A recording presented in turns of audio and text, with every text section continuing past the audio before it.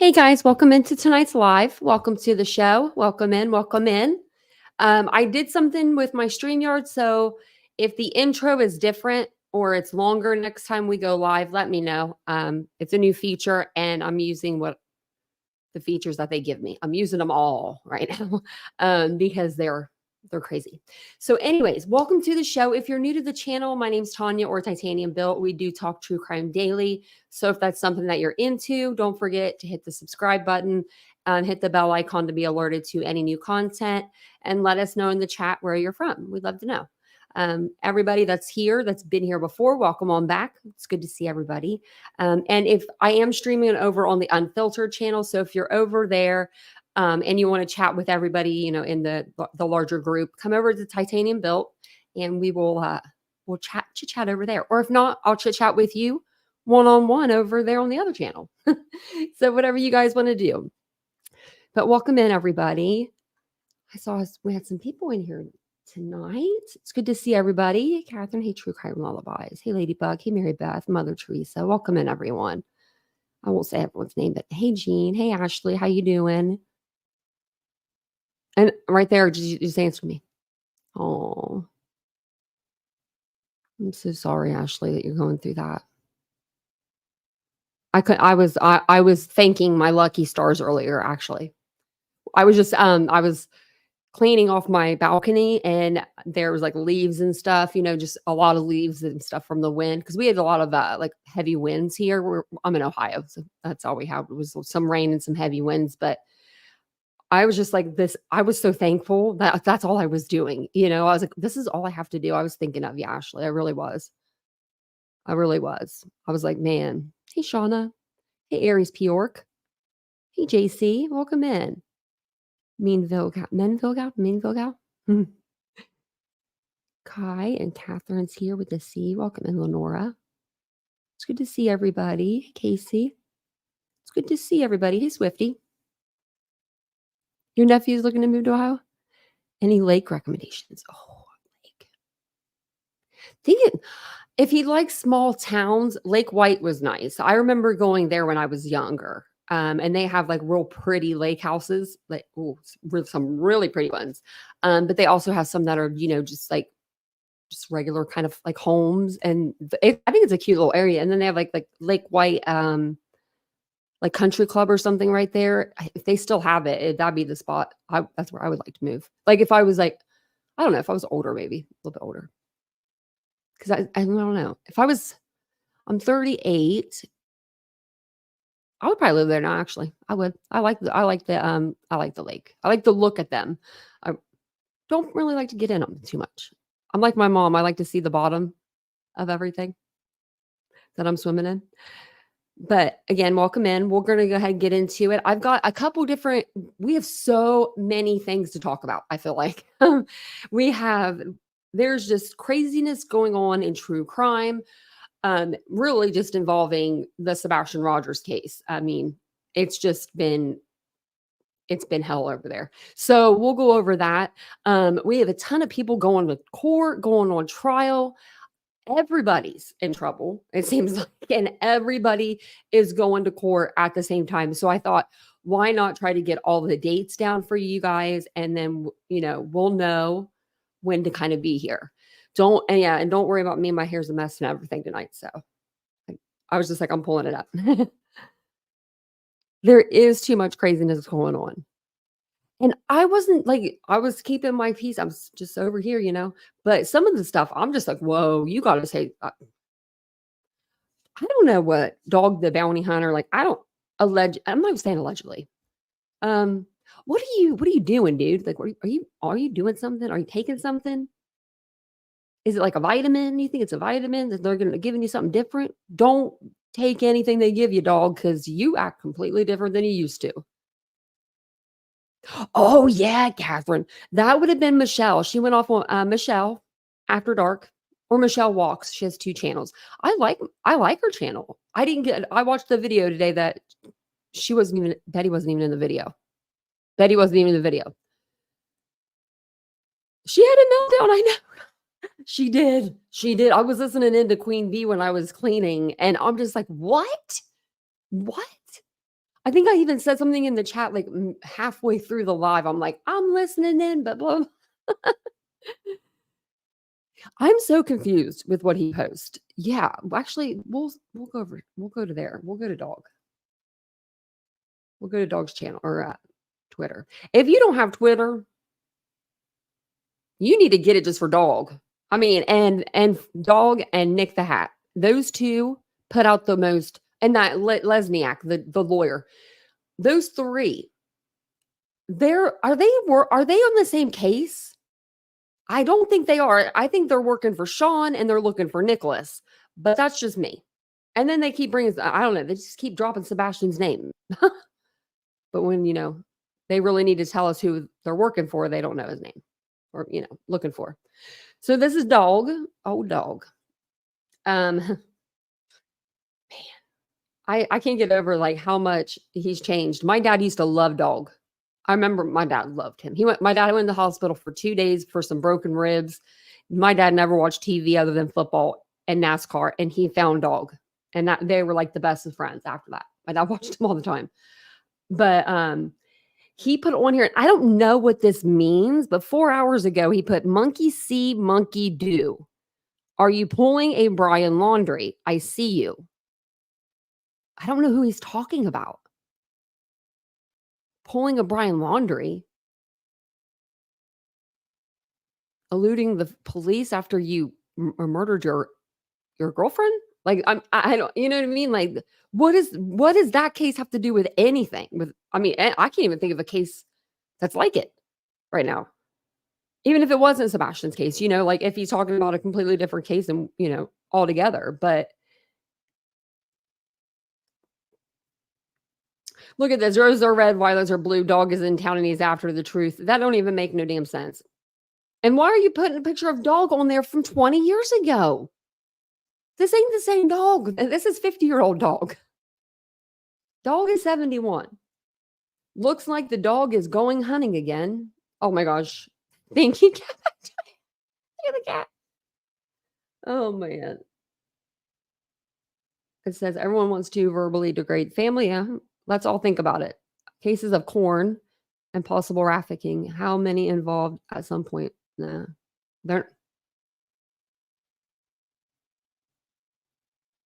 No. Use your common sense a little bit. I mean, to me, I would think having somebody with like a chromosome deletion syndrome, right? And being autistic, I would think that they wouldn't be as, and I'm not saying this to be mean, but like worth as high amount as somebody maybe that wasn't. Do you think that like when you're trafficking, because isn't it easier? Or would it be easier if they are autistic? I don't know. They might be more inclined to go with people. But I don't know. I just don't see like traffickers being like, yeah, we're going to get that kid right there. Like, you do too, Aries? So you just can't, like, I don't really know a lot about it. I just know that he couldn't hit his head and stuff like that. He had like, Good thing I don't have that. I've hit my head way too many times. And you can tell. But I didn't know, like, or if, let's say like somebody poor compared to somebody rich, maybe somebody that, I don't know, is richer would be like worth more on the market. I don't know. You've had a lot of surgeries. Is that what it is? Oh, Aries, I'm sorry. He might be being taken advantage of, Casey. It feels like almost like he's being fed what to say, and then like he forgets it because he says like the opposite. It was like they told him everything that Seth has been doing, but instead of them putting Seth in there, they put Katie and Chris in there. Like, and I'm not trying to stick up for Katie and Chris or anything. I'm just saying, like, it's literally the truth. Literally. It's literally the truth. Hey, Chris, Aries, he's in the chat. Oh, you're having hand surgery on Tuesday. Man, you guys are all you champions, man, champions. I'm glad I don't have any surgeries upcoming, but I do see my doctor next month or this month. So, I mean, it's possible. I'll probably have one by the end of the month. Oh my gosh, who made this? Who made this? I'm like, there's Sebastian on there. I thought, don't put Sebastian on there. That would have been funny if Sebastian wasn't on there, but they got Betty, Dog, Justin for all, and then Steve, SF Investigates. Oh my gosh. People are not right on the internet. I'll tell you that. I didn't know that had Sebastian in it. Though. Don't put Sebastian in it. He should be the one that you guys are going to save. What the heck is this? This popped up on my Facebook memories today. Aloha, Brian Laundry. All from Dog. Oh. Yeah. So then he posted something from Jennifer Coffenhofer, and it says, this is something he reposted. And it talks about Seth Rogers and Seth Rogers. And then this post, this is the one I really don't get. Does Summer Wells' father, Don Wells, have a familial relationship with Sebastian's mother? If you have any information, don't call him. Why would you contact Dog the Bounty Hunter? What is that? I wonder what that hotline says when you call it. Is it like automated, I wonder? Like, hello, this is Dog the Bounty Hunter. Don't you make me star 6 7s and numbers. I'm wondering, has anyone called it? Does Nick the Hat have one? Oh, this is a wait. What? No, it's 1833. Tell Dog. Don't you make me, Dog. She should pick. I would say Nick the Hat should float right up here. We'll go over to his page, see what he's up to. DeGeorge. I'm probably saying that wrong. Syndrome. Oh, I'm gonna write that down, Aries. I want to know more about that.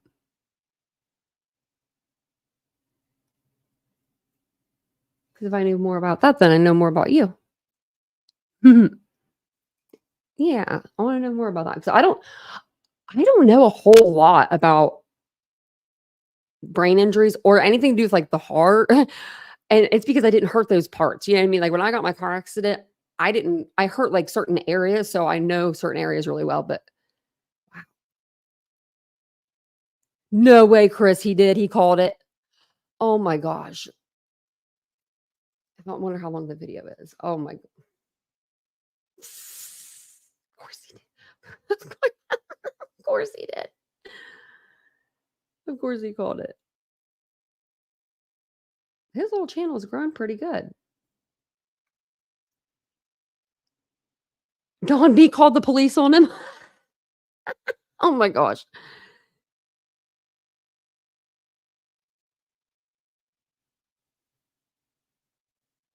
I think that it was probably on his live. I'll have to go through that and find that for you guys and play it though, because I'm sure it's funny. I'm sure it is funny. I mean, man, he called Dog a tragedy pin. That's so funny. I wonder what Dog thinks. They probably don't give those emails or those they don't forward those messages to Dog. I mean, really, what's he going to do? Really, what? He's 70. He's 71. And he's been trying to run criminals his whole life, right? His legs, his knees, I mean, they got to be like, right? Pretty used up. Like, I mean, he really used his legs throughout his life. He wasn't like the normal person walking around. He was running. So I personally think that he couldn't outrun me, and I've got metal in both legs and my foot, and I can't really run, but I think I can outrun Dog. And that's a challenge, Dog. I challenge you, Dog, to a race. Yep. Don't have to go all the way around the track because I can't do that. Just do a few meters there. But I'll beat you. So he does have this pinned, because he has to have the tape on his mouth like a crazy person. And I don't know what the monkey see monkey do. That's y'all over there. I mean, I don't know. But I love this post right here because nobody knows this person. I mean, Nick wants to be relevant so bad. It's like embarrassing to watch it, It really is. As an outsider, just watching it, it's embarrassing. Thanks, Swifty. I mean, it says, yes, we've enlisted Bob's expertise. Let's see anyone try to dox him. And the only person that's doxed anybody on this platform has been Nick. He's done it to a few different people right up on his timeline. I wonder if they're still on there or if he deleted those tweets. But are you kidding me? Are you for real? I've not seen not one person that is been talking about this case that is over more favorable for Chris and Katie. I have never heard any of them dox somebody. You guys can correct me if I'm wrong. I may be wrong, but I haven't heard anybody dox anyone over there. Only place I've seen it is Nick with Clue. I think Jay's for Justice. Queen. He think he did to a subscriber too. JC, well, you didn't know, you know what I mean? Yeah, there was an escape convict. You wanted to watch it. It was exciting. I didn't follow it on the channel, which I could have, but at that time, and I still really try not to, but at the time I didn't play like other people's content. Like if it, other than like if it was a news article or something, I always felt weird, like streaming someone else's live or something. And especially if they were live, like that's sniping. I wouldn't do that. But a lot of channels were doing that and they got really big off that case. Really big. It was crazy. Oh, you did? Just to clarify, I wasn't sure. I didn't hear you up there. I was probably in the kitchen at that time, folding laundry. I was doing all kinds of stuff. I was running around like a crazy lady today. That's why my hair's all up. I'm just like, But says, and we're not talking about Bob the Builder here. Okay, well, that's good because he's a cartoon, character. Okay, let's engage in a game of Clue. See where he went there? Oh, I see that. Who is Bob? Who is this Bob? He constructs arguments, not just structures. Why are people like that? If you have a problem with somebody or you got something to say, say it with your whole chest. Say their name. We're adults. We're adults. Like, right?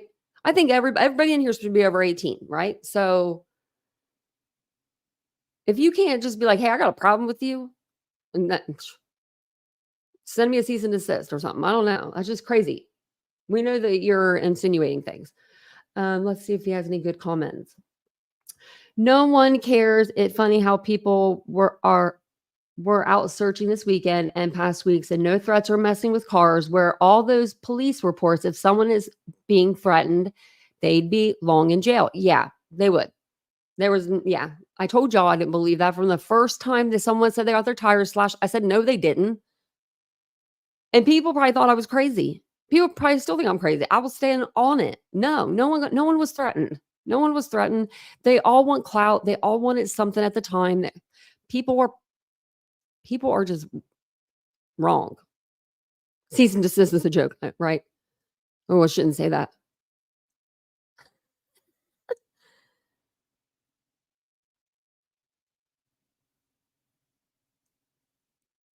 Sorry, I was reading the chat. Yeah, Nick, he's something else, Clue hasn't even hardly been on the internet. She's unlike some others, is actually out there searching. Let's see y'all's proof searching. Oh, yeah, searches allegedly, yeah. No one cares about your threats. Do you think that being a bully is the correct way to get things done? I don't see it as helpful in any way. Allegedly, in my opinion. And why is it y'all don't have to say allegedly, in my opinion, after your statements? I won't say it. Okay, let's see. Okay, this is 5 hours ago. Oh, wait, I want to go back. I wanted to see what else he had on here. Oh yeah, this is a nice one too. Like he owns at this at night company, and I love how he talks about it like he doesn't own it. Like, I don't know. At night, we have established a team to focus on doxing issues as they pertain to the search for Sebastian Rogers. Who's been doxed over there? Dog is a public figure. Your name's out there. You got a criminal record, and you type in your name and it comes up on Google. You don't have to search for it. You've got, who else do we have over there that has a criminal record? There's more. I can't think in my head right now. But everybody that's been over there working that case on that side, it seems like has like some sort of criminal record. Except for Chloe. Victims are requested to email us at doxing@night.agency for a legal review. I think Queen Bee should do it.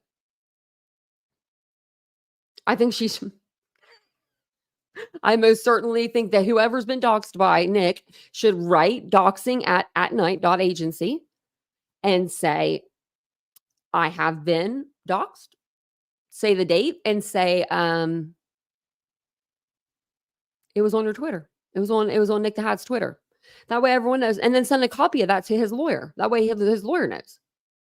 Because I don't think these guys are speaking. I think that Nick is just maybe manipulative and people believe him. I don't believe that word he says. I can tell by looking at him. He's a freaking liar. I don't know. Looks like a liar. Smells like a liar. Is a liar. You're a liar. I'm not going to say sorry. That's not allegedly. That's the truth. I mean, he's misinformed everybody. I would say I wouldn't call you a liar, but I do because you were even caught like fibbing, So I can't wait to watch them explain themselves in front of a judge. What judge? You're in Pennsylvania. You can't leave the state. They got away with it for 7 months. But that ends with us. Legal fees, they've got no idea. A word to the wise, don't spend all of your money on a civil lawyer because, well, they don't help with bail. Who's going to jail other than Betty?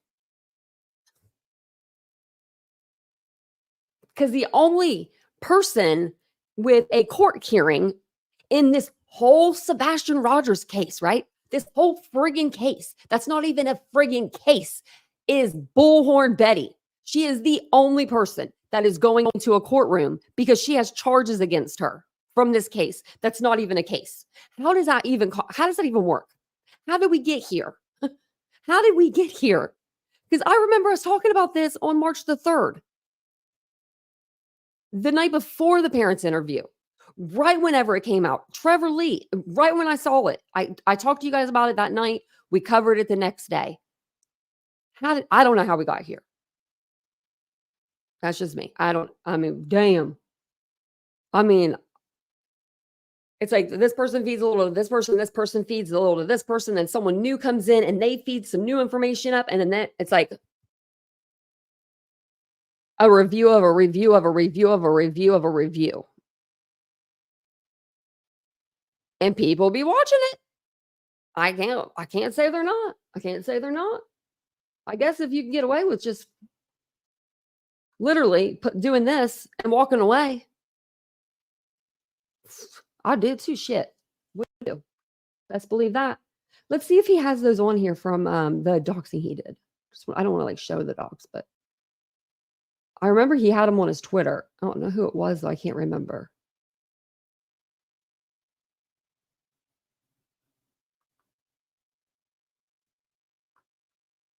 Nick the Hat, you better stay away from the Ellen Greenberg case.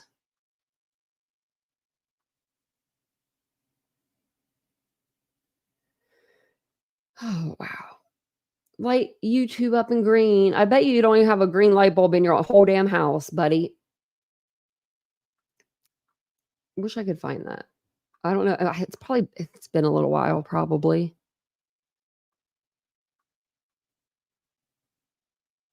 I might even miss it, but yeah, because he's got so many. He posts a lot, it looks like a lot of repost.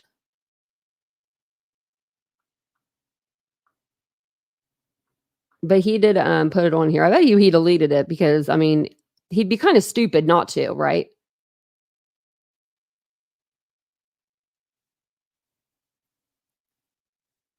So what's this? His licenses. So is this considered? I wonder if this is considered a dox. Huh. It's probably the wrong Steve. Because he had they've been having him wrong. They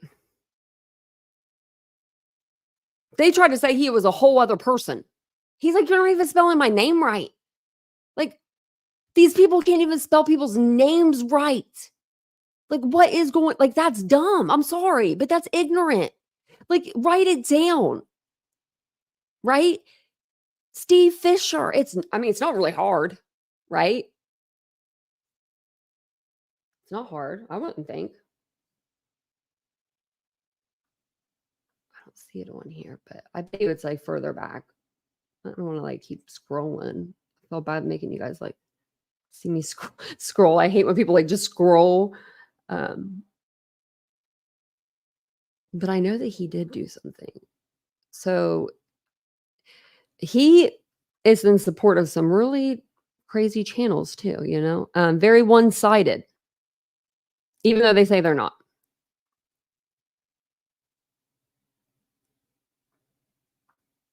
Oh yeah, it was like way past this, wasn't it? Wait, what's this? Posting a public docket after an arrest does not inherently constitute doxing. See, look at this. Like they have to they're the ones that have to address doxing. Posting a public docket after an arrest does not inherently constitute doxing if only the information directly from the docket, name, charges, perhaps location of arrest is shared. I can not even read the rest of that. Like, you guys look at this. Is this it? Yeah, this is it right here. I'm just going to go past it. It was, I remember who it was now. Okay. It wasn't any of the people I named. But, yeah. It was Granny. Yeah. You have like no right. I mean, that's like the charges that she has are, to me, in my humble opinion, at 39 years old almost, they were years ago. I mean, that could be a whole other 7 years is like a lifetime. That's like a whole lifetime ago. Okay. And it was nothing. Like, he makes it sound like the YouTubers are out unaliving people and shit. I mean, really, like the way he talks about people. So he has this on his page, and I don't want everyone to see it, but I want to take a screenshot of it. How do I do it? None. I did it. Okay. That way she has that if Jess needs it or something, if he like tries to delete it. Because so you publicly, Nip, do you see yourself? Like, when you wake up in the morning, do you really think, I want to know what goes on in that head. First thing in the morning, I want to know. I want to know throughout the whole day. I want to know at night. I want to know the whole thing. I just really want to be in his head because I don't know how you think of the shit you think of. You say, we're against doxing. We want you to call this phone number if that's happened to you. And then you're publicly doxing people. Jess doesn't go under her name. She goes under Granny's watching. I never knew her last name. I didn't need to know her last name. I didn't need to know anything. Like that's, but apparently he thought everyone needed to. I don't know why he does this. That's what someone else said. SG, that's crazy. I'm gonna have to look at his live and go over that. That's pretty funny. That's really funny. But yeah, he did do that. So he, okay, where's this stupid lawyer at? Where's that post? Let's go see what he's doing. And then we'll move on to our cases. We have so many cases going to trial, y'all. Like everybody's in trouble. Except for us. We're not in trouble. Okay. I probably passed it. Where's that Lisniak guy at? Come on, son of a gun. I really wish they find Sebastian. Oh, it's because I need to go. Do I need to go back? There it is.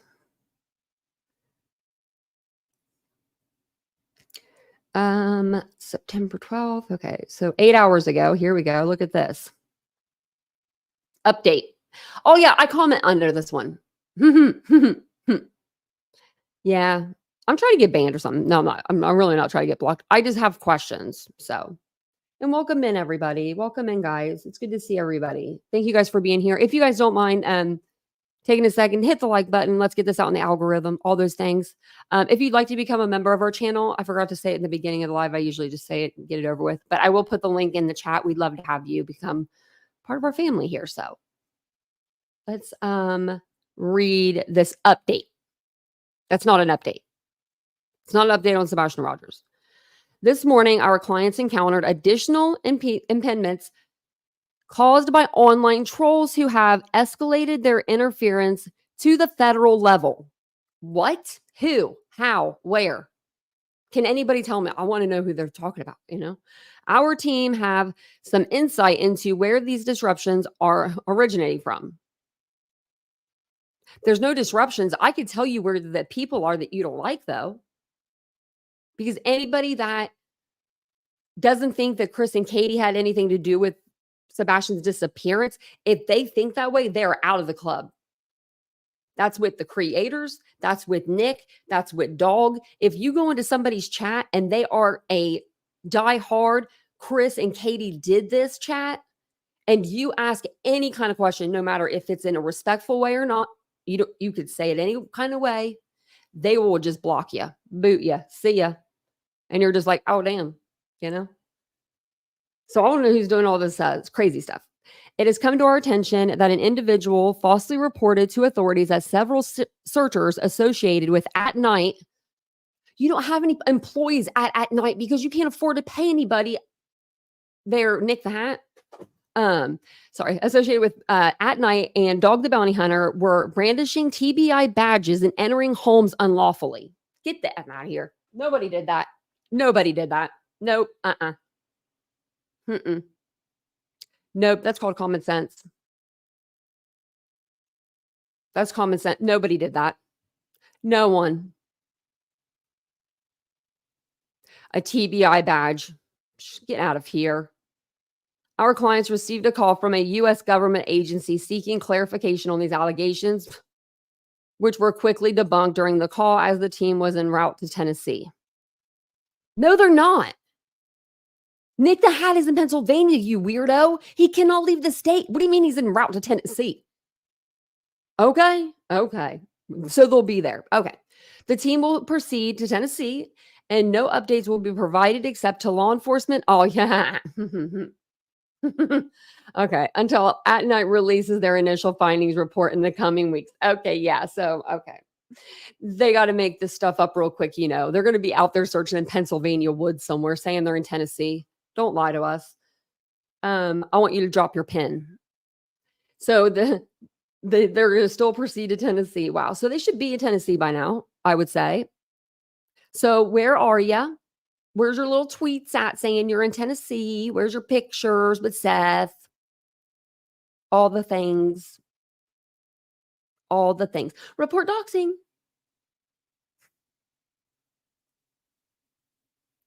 I did write something. I said, this is not an update on Sebastian. This is an update on your client's continued drama. And I stand on what I said. And I didn't need to say his client's name because he knows who I'm talking about, along with everybody else on here too. These people don't deserve any more warnings. They are putting others' lives in danger. Ghetto chick, who are we talking about? Where do you watch your content? Where are you? Who are you from? Like, I pray your efforts lead to a precedent-setting case that will help people all over the U.S. and create some landmark legislation. They can't even get the facts right. What do you mean? You got to know the facts of the case. There are creators that are on this platform that do not even know the basic facts of this case, and they have been on this case since day one. It is an insanity to me. Insanity. I would be ashamed. I'd be so embarrassed, actually. I'd just be embarrassed, you know? I'd be so embarrassed. If I didn't know, like, if I was working a case for 250 days, whatever it's been, 200 some days,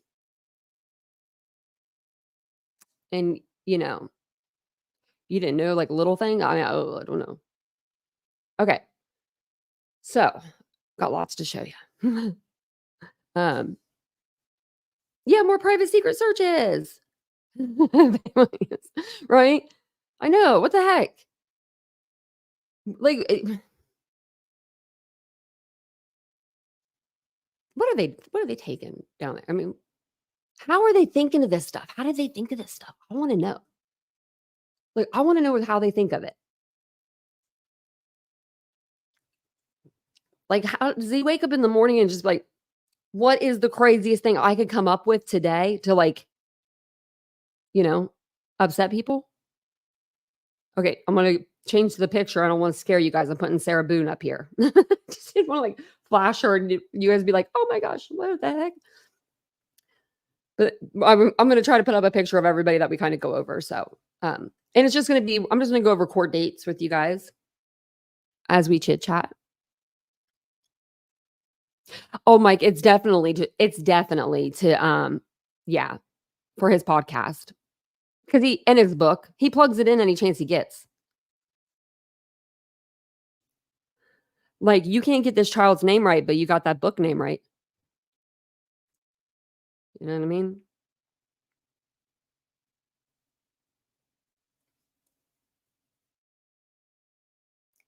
Just reading the chat a little bit. Okay. So we're gonna talk about Sarah Boone. She is going on trial. The judge said he's ready. The judge is ready. She's going on trial October the 7th at 9 a.m. And I pulled up everybody's everybody's arrest sheet. I've never pulled this up for Sarah Boone before. And y'all, there is so much stuff on here. Why didn't I do this before? I could have saved myself so much time looking up documents the hard way. Because they're all right here. They're all right here. The latest one was the motion to suppress. They're trying to suppress before the trial. They're trying to get the interview, the interrogation suppressed. And so that way the jury doesn't see that. Because they're trying to say that either in the vehicle and or at the police station, she wasn't read her Miranda rights all the way through. Like, I read through this documents today. I think we'll do a whole live over it because I want to listen to the interview again to see exactly what they say, and I want to match it up with what he's saying because he has like a transcript. I want to see if it really matches. But they're trying to get the confession kind of thrown out. So if that gets thrown out, that could be pretty big for Sarah Boone. I mean, they still have the video. I don't know how she would get around that. I don't know how she's going to get around the video. I mean, she's literally saying, that's my name. Don't wear it out. That's what you do when you cheat on me. Like, I mean, we've all seen the video. So she's going on trial. She does have a hearing motion, though. You are right about that. Mary Beth, you said 10-2 hearing. Yeah, they do. So they're going to have a hearing before the trial. I think it's the last one of those like little last hearings, like speak now, forever hold your peace, like whatever it is. Are you bringing in any more evidence and all that kind of stuff? So, hey, Honey Edler, welcome in. She'd be a good lawyer. She talked like I had suitcase husband said Swifty. I'm going to get in the suitcase. I need to do that. I think it's like right out at the door too. Like I can grab it. I'm afraid everything will come out of the storage with it. But I want to get in. I want to get in there and see. But I heard, oh my gosh. So tell me if you guys heard this. I've heard from 2 different people now that posted comments, and you guys said that he was 5'2" and only weighed 102 pounds at his death. Has anyone else heard that? Because he does look small. I mean, he does look extremely tiny. So I would believe it. But I heard that and I was like, oh my gosh. Right, Turtle Madness? I'm gonna go over that too. Yeah. We did a whole Leilani live last night. We need to go back through the crazy part though. We touched on the craziness that was going on, but we didn't really get deep into the craziness. I need to find them videos. I bet you Heels in the Air has them. I bet you she has them still. Because I know she was posted during that time. But everything that if you ever like, I should put this on the. I don't think anything's like personal. This is so big though. This link, but this is the Orange County clerk. So if you go to Orange County clerk's office, it takes you like right to here, and then you just type her name in. But let's see, what's this down here? Go down. Okay, so yep, 10-2. She has a motion, 12th floor, and then she has 2 at 3 o'clock. So I don't know what exactly they are, if they're the same motion or 2 different motions. And then the trial starts 10-7. Yeah, he said it. He's like, we're not. we're not delaying, we're not stalling, like we're doing this thing. So, and it looks like they're going to have cameras in there. So we will most likely be streaming Sarah's trial, because out of everybody that's going on trial, I don't think anyone goes with her right at the moment. There are a couple people that do, but there's no cameras in there. So we can always do updates, like I could do pre-recorded updates or whatever we do, we figure it out around here. That's what we do. We figure it out.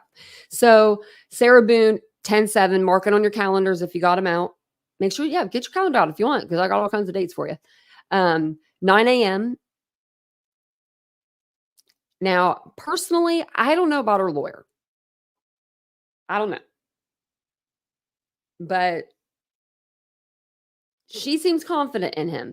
And he's going, okay, I read this. He is going to buy her clothes. So, okay, I knew this wasn't going to work. I should have said something. I should have said something when they said this.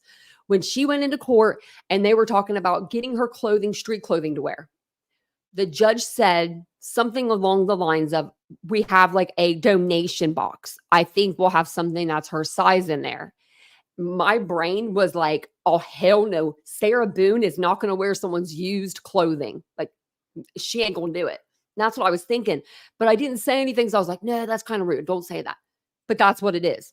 He was going to go to the jail to take her measurements. When was the last time you were measured for any of your clothes? I want to be measured. And someone go buy my stuff and make sure it fits all nice. What the heck? Sarah Boone? You unalived your boyfriend. Put him in he was in the suitcase. I just want to know how he got in there. Just tell us. Maybe they'll cut her a deal. If I tell you how he got in, let me out before the end of my life. I don't know. She probably should have taken a deal a long time ago. She's already been in there 4 years. Oh, dagnabbit, the same out. Oh, Richard Allen, I got him too. He's third on my list. Jury selection 14th through the 16th. And then it starts on my birthday, his trial, the October 17th. I thought that was kind of funny.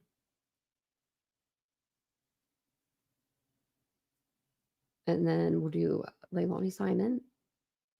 Let me put a picture of her. Sometimes people forget the people's names, but like if they see the face, they're like, oh my gosh, I remember that case. Well, let's do this one because she looks like crap. This is her when she's in jail. Look at her ship. Yeah, Leilani. Look at that baby. Precious. Gosh. This case tore me up. Tore me up. I tell you. I didn't know that I didn't know what YouTube did, but back then, I didn't realize it was like a circus. Nothing surprises me anymore. But if you don't know Leilani Simon, I should tell you guys the background of these. Okay, so Sarah Boone, I should have told you, like, just in case people don't know, I guess the case, but Sarah Boone is accused of somehow getting her boyfriend to get inside of a suitcase, zipping the suitcase up, and then she proceeded to videotape herself looking at the suitcase while he's in there pleading, begging for air to be let out so he could breathe. He can't breathe. She's saying the worst things that you could think of. He's saying, Sarah, that's my name. Horrific things. So she ends up going upstairs, go to bed. She goes to bed, no biggie. Comes back down the next morning, and then she's like, oh, he's in a suitcase, right? So then she unzips the suitcase and gets him out. She calls her ex-husband and has him come over. He says, I didn't even go past the foyer. I was right here. I was only right here. He's trying to distance himself. I would too, Brian. I would too. But Brian told her to call 911 at that time. And then that's when I think she proceeded to give him CPR. I don't even know if she actually really did that. And then the police show up. She gets interrogated. They find the video of her videoing it. Cops arrest her. So she's been in jail since 2020, February of 2020. We have been waiting almost 5 years for her to go on trial. She's been waiting almost 5 years. Can you imagine being I mean, I guess I couldn't because I didn't do this crime, but I couldn't imagine just, like, chilling, you know, in jail for that long. That's so long. Hey, Nash Native. Welcome in, everybody. Canadian Anna, me too. That case, I think it's because it's so close. Like, it's just a state over. I don't and their ages, but something with me was like, "Oh my god, this is a very interesting case." I'm very interested in it as well. I'm gonna pin all these so I have them. Actually, I should, like, bookmark them.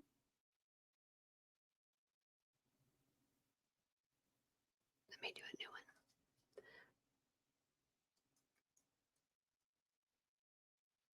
one. Okay, that way I can, like, have these, just, ready.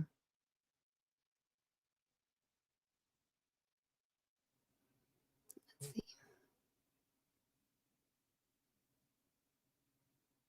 Okay.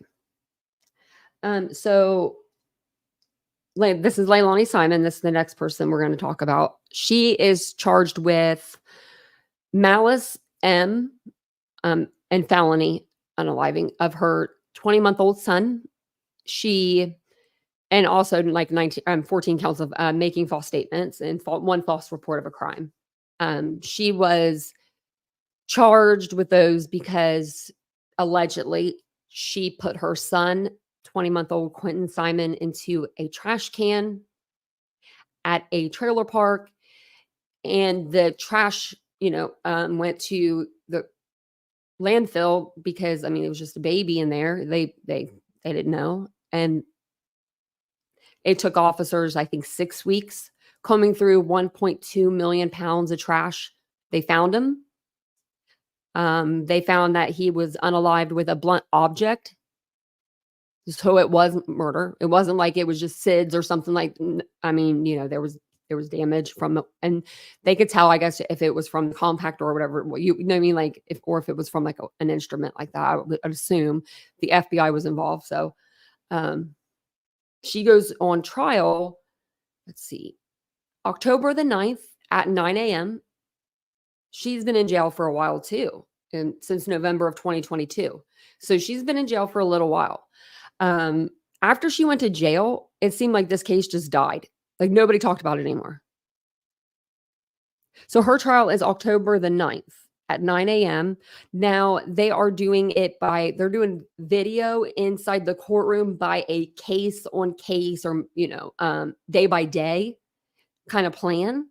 So I don't know if first day is going to even be, I hope it's recorded. I want to see opening statements at least. Like at least give us opening statements and then, we don't have to see some of the experts or something. But I would like to see opening statements. They always kind of tell you what they're going to give you for the trial during that. So, it's like a preview, I feel like. A preview to it. So she is going to let's see up here. What's file info? I thought there was the court date was on here, but maybe not.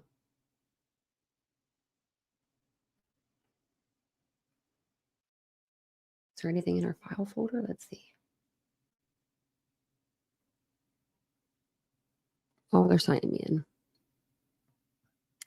Please wait while we set up your file. Okay.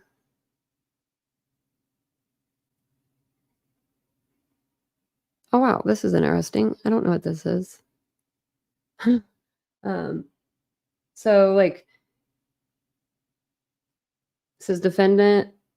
What's this? What? I don't want to do anything. Okay. How do I go back? I didn't want to save that, but. Okay. I guess that's all I had. So, which says judge. I'm trying to see, like, I just told you the date, but I was curious. Okay. So she has, so she's been charged with a lot. I don't see her getting out of jail for the rest of her life, but that's just me. That case happened in Georgia. Sarah's case happened in Florida. Now we're going to head over to Indiana and we're going to look at Richard Allen. Let me get you a picture of him. Okay.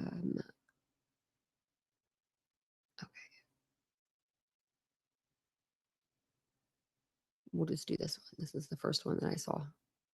I've been to this bridge. It's terrifying. It's terrifyingly high. Those girls were so brave. I mean, I'm telling you guys, it ain't no joke. They redid half the bridge. Thank goodness for me, somebody that's terrified of heights, I wouldn't have, even at their ages, 13, 14, I wouldn't have walked across that bridge. They were so brave. And I think it was Abby's first time. So, unfortunately, we know what happened after, but still braver than me. Still braver than me. But Abby and Libby are two beautiful, beautiful girls that were taken way too soon from Delphi, Indiana. The suspect is Richard Allen, pictured here. Was the bridge windy? It wasn't too bad. No, wasn't not real bad. But there was like, the bridge is like, okay, when you go on, I have the videos actually on my channel. It's just like me talking. I'm like doing I voiceover, and I'm walking with my dog. So we took them with us. It's like a 3.5 hour trip from my place to there. But we went, and I thought it was going to be the Brown Bridge, the old bridge. Right before I was getting ready to go, Jan was like, I think that they redid the whole bridge. And I'm like, oh, that's really cool. Cause then I can walk across it. And like, I won't be as scared, because this had some of the wood was missing, and it was up so high. And we got there, and half of it was the real bridge, or the new bridge. And they had cameras everywhere, and they were like solar powered. And then half of the old bridge. So it must've been where the property line is. It seems like the property line and on was the old bridge. But if you were feeling like agile, like if you could, I could probably do it. But if you could jump a little, like you could jump to the old bridge from the new bridge. I wouldn't recommend it, because if you fall, through the crack, you're done. But I could see someone doing that, just to get over there. But man, you going to bed, Ash? Oh man. Have a good night. And just think, this is just an adventure that you really don't want to go on. But after all of it, you guys are going to be, you're going to be stronger than ever. Stronger than ever. Prayers for you. I've been thinking of y'all today. I've been thinking about all of y'all. I can't stop watching the hurricane stuff. I'm just like, oh my God. I mean, when it's a tragedy like that, like Mother Nature just comes in and swoops people away. That's what scares the crap out of me. These people scare me too. Like, I'm not saying Richard Allen's guilty, but I'm saying criminals scare me, but not like Mother Nature does. I don't know who messed with her, but someone was messing with her, and she was not having it. She was not. I mean, I would have thought in the mountains. Wow.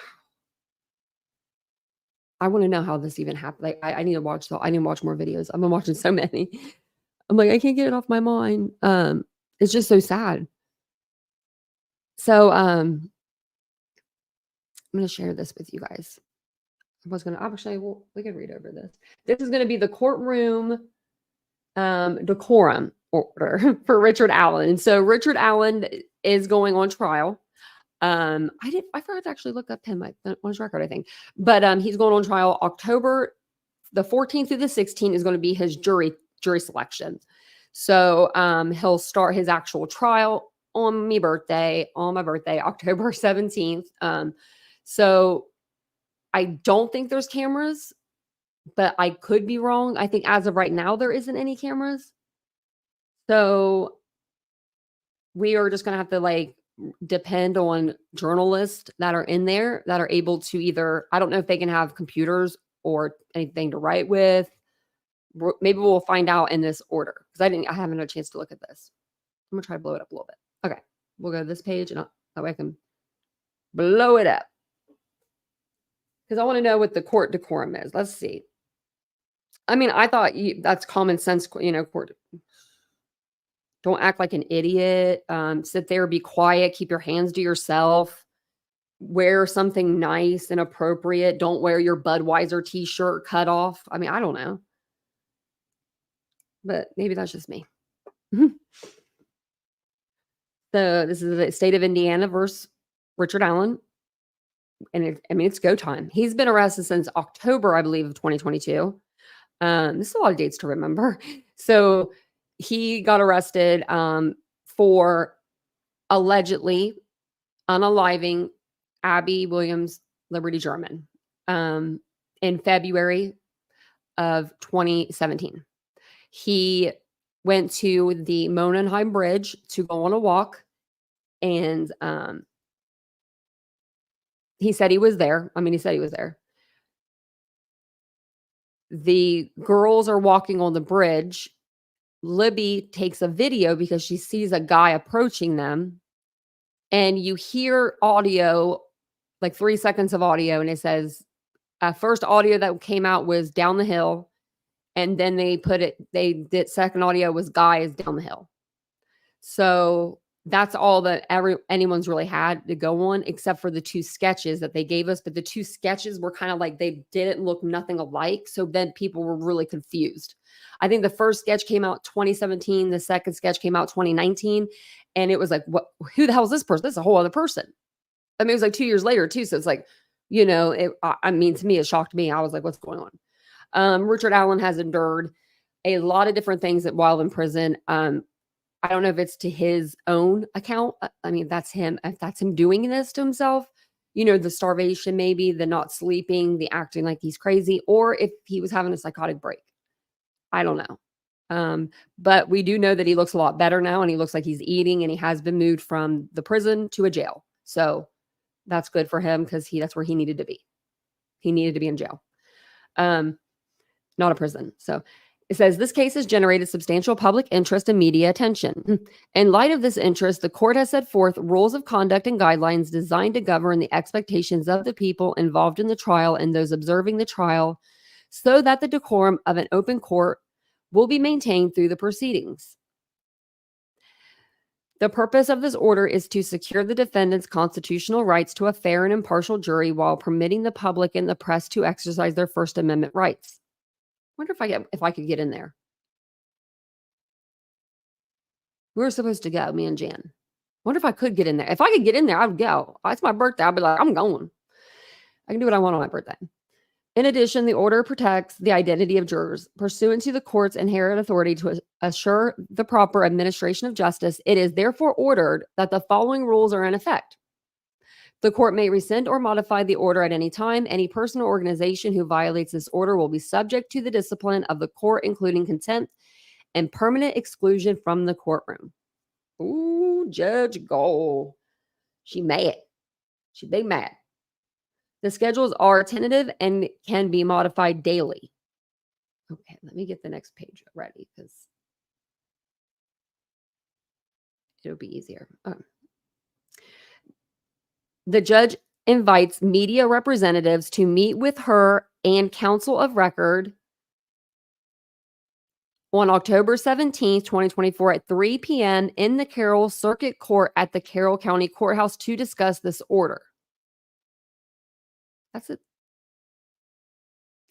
At the conclusion of this meeting, video and or still photographs of the interior of the courtroom may be obtained for media use as B-roll or stock photos. Got you. They can go in, take pictures of the courtroom, use them to do like voiceovers, like if you're watching a video and they're, it's a voiceover. Okay. So let's read more. The jury selection is scheduled to begin October 14th and last through October 16th in Allen Superior Court. The trial is scheduled to begin October 17th and last through November 15th. All sessions are scheduled to begin at 9 a.m. and conclude at approximately 6 p.m. That's a long time to be in the courthouse. There will be a recess for lunch and brief recesses in the morning and afternoon. Yeah, because you got them smokers. You got to make sure them smokers are getting them smoke breaks. I was on the jury once and I was a smoker. And I'm like, you better get my smoke break or I'm not going to make a decision. I'm going to be in here freaking out, so they'll give you like a little break. Tell you to go around the corner or something. Is this the next one? It is. It's just kind of weird looking. Any person requesting a media credential must be prepared to present credentials identifying the person as a member of a recognized media organization. So I can't take, Betty, this right here. This ain't gonna work. This ain't gonna work. Your press pass is not gonna work. My press pass, on the other hand, it will probably work because I mean, I'm press. And I got my get out jail free card on the back. So you didn't have one of them neither, Betty. See, if you had one of them, you would have got out jail free. That's my media pass. I'm ready to go. Yeah, no, it is a Betty press pass. I made it just for her. And I had the green lanyard, that is for Sebastian because it came in a couple colors. That took me like 5 minutes to make it. It made me so happy. It really did. So, and I actually looked up how to get credentials, and you have to be like shouted out, like in a publication too, like to be like press credentialed. So who was shouting Betty out? Probably somebody being like really rude, like because it's Betty. They're probably like, well, she's done it again. Credentials shall be valid for entry to the courtroom during the trial unless they are rescinded by court order. Media should be prepared to display credentials at any time during the proceedings. Credentials will be assigned to the media organization as opposed to a specific individual in the organization. Credentials may be obtained by October 11th at 2 p.m. from George I. James. The bailiff, it says access to the courtroom. The bailiff will allow entrance to the courtroom beginning at 8:30 a.m. Once a court session begins, distractions will not be allowed. We gotta pee. Specifically, the bailiff will only allow entrance and exits during designated breaks in the trial or when a witness is entering and exiting the witness stand. If a person chooses to leave the courtroom during a court session, he/she shall not be allowed to re-enter the courtroom until the next break in the proceedings. Oh, I'd probably want to go. I'd probably have to be on the end and be like, I gotta go to the bathroom. Can I get a press pass? Can I get a hall pass? I want to bring me out a hall pass too. Am I going? I would like to. It's like 3.5 hours from me. That's like the only thing, it's just so far. But I would like to go at least for opening statements. They're so good. I love the opening statements. It like tells you about the case, I feel like. So all persons must be seated during proceedings. There will be no standing except for court security and bailiff officers. I don't know if I could do that. I mean, like sit for that many hours. No person will be admitted unless there is adequate seating. There will be designated seating areas for counsel, parties, families, and credential media, of course. The defense will be allowed 10 seats. The prosecution will be allowed allocated 10 seats. The families will be allocated 20 seats. The credentialed media will be allocated 12 seats. 8 for television, 2 for radio, 2 for newspaper. And the general public will be allocated the balance of, but how many freaking seats are there? Someone did the math. Oh yeah, that's probably why they were doing that. Because someone was doing like the math on like the seating and stuff in there. Okay, so and the general public will be allocated the balance. Okay, how many seats do they have? I bet you I could find out. Who was that? Was it Sleuthy? I swear it was either near hers or it was hers. Here's this. So, okay.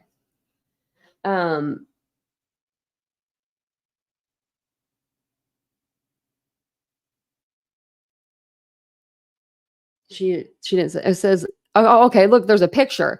Appears there are 4 rows of 18 seats, 9 on each side of the aisle, 72 total. So let me show you this picture. Look at that. So 20 seats will be to the public. They're getting as much as the family. Look at them seats, though. I'd be bringing in a pillow. Can I bring in my pillow for my bench? I mean, that bench looks hard as hell. I'm one of those people. My doctor, actually, he insists that I stand every hour, and I don't do that, but I'm supposed to.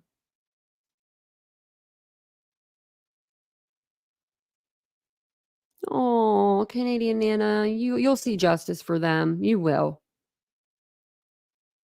Yeah, where are you at in Canada? Cheryl's from Canada. Someone else from Canada here. And I'm like, you're from Canada? Tony. I think it was Tony. I was like, I didn't know that. I didn't know that. I love my Canadians. I've been there a couple times to Canada and very welcoming. I mean, people were so welcoming there. Very nice. And I was 19, so we could drink. So it was like, that was the thing to do. Like to go to Canada so you could drink. That's what we did. And we gambled. And then we lost all of our money and we went home. We were sad. No, I haven't. Nash Native. My spine could never do it yet, Faith. Like, I know, I'm looking at it and I'm like wanting to cross my legs and like shift right now in this chair. Like, I would have to be in the back right here and like this one because I would need a bathroom break probably. I could probably wait till break time. You know what I mean? I'm not like a child, but then again, sometimes I am. So they have 20 seats for the public. What was the other ones? Okay, let's go back to the. Okay, this is where we're at. So it said on the last page, 10 seats for prosecution, 10 seats for the defense, 20 seats for the family, 12 seats for the media, and then approximately 20 seats for the public. So, I mean, it's a nice size, I guess, nice size courthouse, you know? No. So here it says, okay, so the public will be allocated the balance of the seats in the courtroom. If seats are in high demand, media may be limited to one representative from each news organization. That makes sense. I would do that anyway. During jury selection, there will be a reduced number of seats available to allow seating for all the prospective jurors. Yeah. The court has previously issued a separate order addressing jury selection in Allen Superior Court. All reserved seats will be available on a first-come, first-served basis. Groups will be directed to their respective seating areas. Unoccupied seats in the courtroom may be given to the general public if the court determines it appropriate in the court's discretion. That means, I guess, if some of the family members don't show up, can we put some more, I guess, more public in here? Any dispute among media, whether one organization / network is taking up too many seats, whether a specific individual constitutes media, whether a member of the press has correctly identified their network affiliation, will be decided by the media organizations collectively. If the dispute cannot be resolved by the media and it results in seating issues, the court may employ a blind draw seating arrangement where all present members of the media place their name in a draw and the court seats press according to the draw names and the number of media seats available. She's like, and don't you guys be fighting? I wonder if people will be fighting. Completed questionnaires will be treated as confidential documents pursuant to provisions of Indiana Jury Rule 10. Personal information relating to a juror or prospective juror and not disclosed in public court will be kept confidential other than for use of parties and counsel. No party counsel or court staff members shall publish or otherwise disclose in any way the name, address, or likeness of any juror. Just like in Alec Murdaugh case, you can't see him, you can't look at him, you can't talk to him, you don't know them. Until we met Egg Lady, Crazy. Is that all of it? Yeah, that was like the last, she didn't do like, it's just pages 1 through 4. I wish we would add more. Now I'm sad. Oh wait, here we go, 5 through 7. I'm like, now I'm sad. I don't want to give you like half of a document there. That would have been good. Okay. So where were we at? It says likeness of any juror or prospective juror in a manner that discloses the identity of that person, except for information which is disclosed in open court. Potential and impaneled jurors will be identified only by their juror number. During the trial, the media is directed that no photograph or record of the jurors is allowed, including the juror entrance exit from the courthouse. If jurors are sequestered, this prohibition shall also include travel, dining, and lodging locations for the jury, as well as parking and transportation vehicles when the jurors are present. Just don't take any pictures of the jurors. Don't go in their area. Don't go near their, just don't do that because you'll get in trouble. The media shall make no attempt to contact or question prospective or impaneled jurors until the court has discharged the jury or the juror.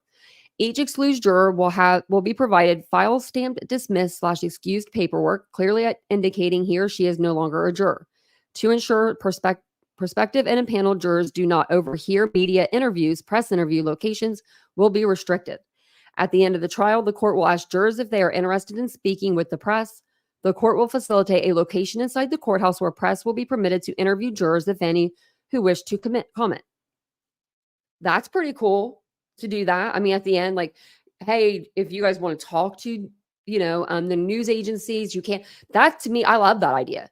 Because if you let these jurors go, right, and the court's over, and they wally out, right, they leave, these journalists are going to show up to their homes, and you know what I mean, and get them there. So this is more of like, I feel like this would protect them more. They would be at the courthouse, they could answer any questions, then they can all just, be free to leave. So I think that's a really good idea for courts to do that. I've never heard of a court doing that before. So no still or video photography or audio recordings. No still or video photography or audio recordings shall be permitted in the Carroll Circuit Court or the courthouse. Are they going to give us tea? Are they going to film? Any violation shall result in the item being confiscated and erased, and violators and their affiliated organizations are subject to being excluded from the courtroom for the remainder of the trial. Can you imagine if you got in trouble for doing that? Oh my gosh. Any interception, transmission, reproduction, rebroadcast, or dissemination of the audio signal created by the court's audio system is prohibited pursuant to the rules of the Indiana Supreme Court. Any voice recognition software used to capture and transcribe courtroom procedure is also prohibited. No CC, no closed captioning. Still and video photography and audio recordings are permitted only outside the courthouse.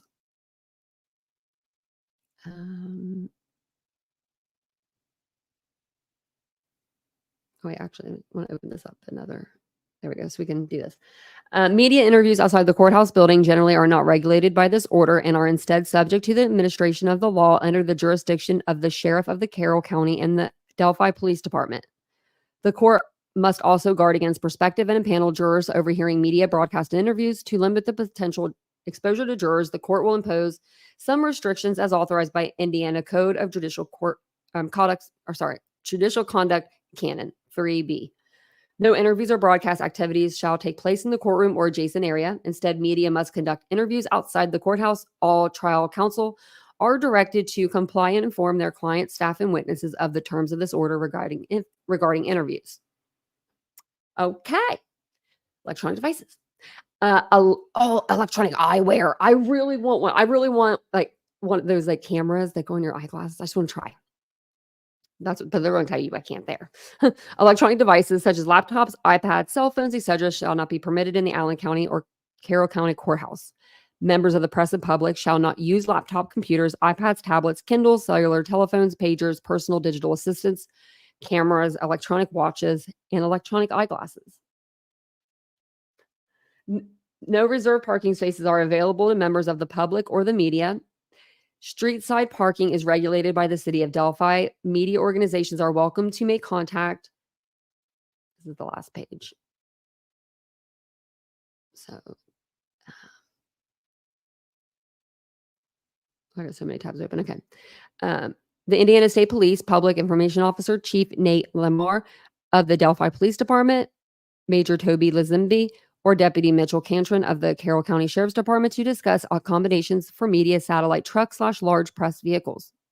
Any possible accommodations are subject to any restrictions set by the Indiana State Police, Delphi Police Department, or Carroll County Sheriff's Office. Wow. They're expecting the whole crew, like TMZ bus, to show up or something with all the people hanging out of it. I mean, they're like, if you were to bring your media satellites, like the big, vehicles with the big old satellites on them. Wow. Yeah. I mean, people might. This case is going to be big. It's going to be a big trial. Man, it's going to be a big trial. This feels good. Like that we're going there. We're almost there. I can see it. I can feel it. Don't you ruin it. No one ruin it. Pursuant to the Indiana Code of Judicial Conduct, the judge and other members of the staff of the Allen Superior Court or Carroll County Court are unable to respond to requests for comments or interviews at any time. All concerns and questions from media representatives shall be directed to the court. Okay. And it's dated today. Crazy. Let me exit out of all these. So many. Okay. Don't even know where we're going next. Okay. Now we're going to go. I got somebody. Next person on chopping block.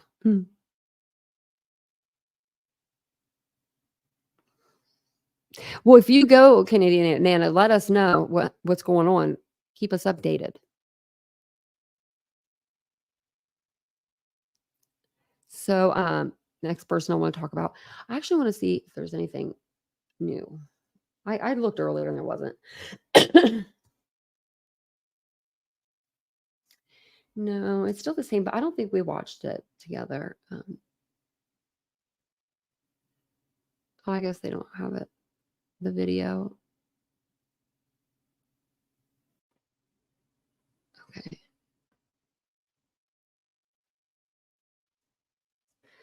This is Mamta Kafel Bat and Narish Bat. These are who we're gonna talk about next.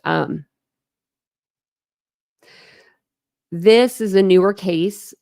This is a heartbreaking case. Narish Bat is accused of unaliving his wife, Mamta here. They have not found her body. They are still looking for it. They are conducting searches like all the time. Going to different spots, searching. They're really looking for her. Ears bothering you? Sorry, my dog's flipping her head. But they've been looking for her. They haven't found her yet. She has friends out there, support, people from her work. Everyone's pulling together. Even like the chief of police, the main guy, like he's coming out and he's talking. And he really, you can tell that he cares. Like he genuinely cares, in my opinion. So they arrested Narish Bat a little less than, I believe, a month after she went missing. So Mamta went missing from their home and she didn't talk to anybody since July 27th. The police show up at her house August the 2nd for a welfare check because her work had said, hey, she didn't show up. We need a welfare check. They go to the house. They see Narish, her husband, and he says, oh, no big problem. No problem. She's over in another state visiting family. No problem. She doesn't have family in another state.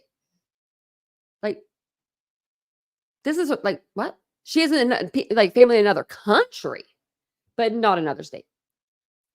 What's going on there? Okay. So basically, he's been charged with concealment of a body. He hasn't been charged with her murder yet. His lawyer is doing the smart thing. For his client, and he's trying to do a speedy trial. So they had 70 days from the time they indicted him to set a trial date. So he is going on trial December the 9th. Am I right on that? No. Yeah, December the 9th. But he does have a pre-trial motion on the 10th of October. So he'll be back in court for some motions. They're trying to get evidence put in, evidence taken out, things of that nature. What they always do, what they normally do. Now, in the meantime, they have got to find Mamta. She's lost too much. And they know that she was, I don't know how they know, but she was taken apart, you could say, in their bathroom. I don't know if it was because of the amount of, red stuff they were seeing or what, but they knew she's not with us. She has a daughter that just turned 1, like 2 weeks after she went missing. Her daughter turned 1. That mom's not going to miss a birthday, I knew something was bad before then, but I really knew something was bad. So he is being a little, a little smart about it, I guess, because he's trying to, get this trial going. And that's what I would be trying to do too. Just like Madalina Kojikari's mom. She got failure to report, right? Goes to court. I don't need speed. I'm going to do speedy. Does her time and then walks out. Still haven't found her damn daughter. Haven't seen her damn daughter. Where's she at? Where's Madalina? Diana? Grandma Kojikari, how about you? You got a location? Even if she's with you, just take a picture, send it to us. We don't care. At this point, if she's okay, I just want to see that she's okay. It's another case, man. Now, not Madalina, just that case tears me up at night. And then, oh my God, North Carolina just got all that stuff.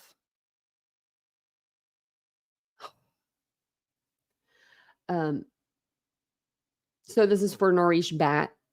He is charged right here. It says concealment of a body, felony. I don't think I forget how many years you get for that. Like a couple.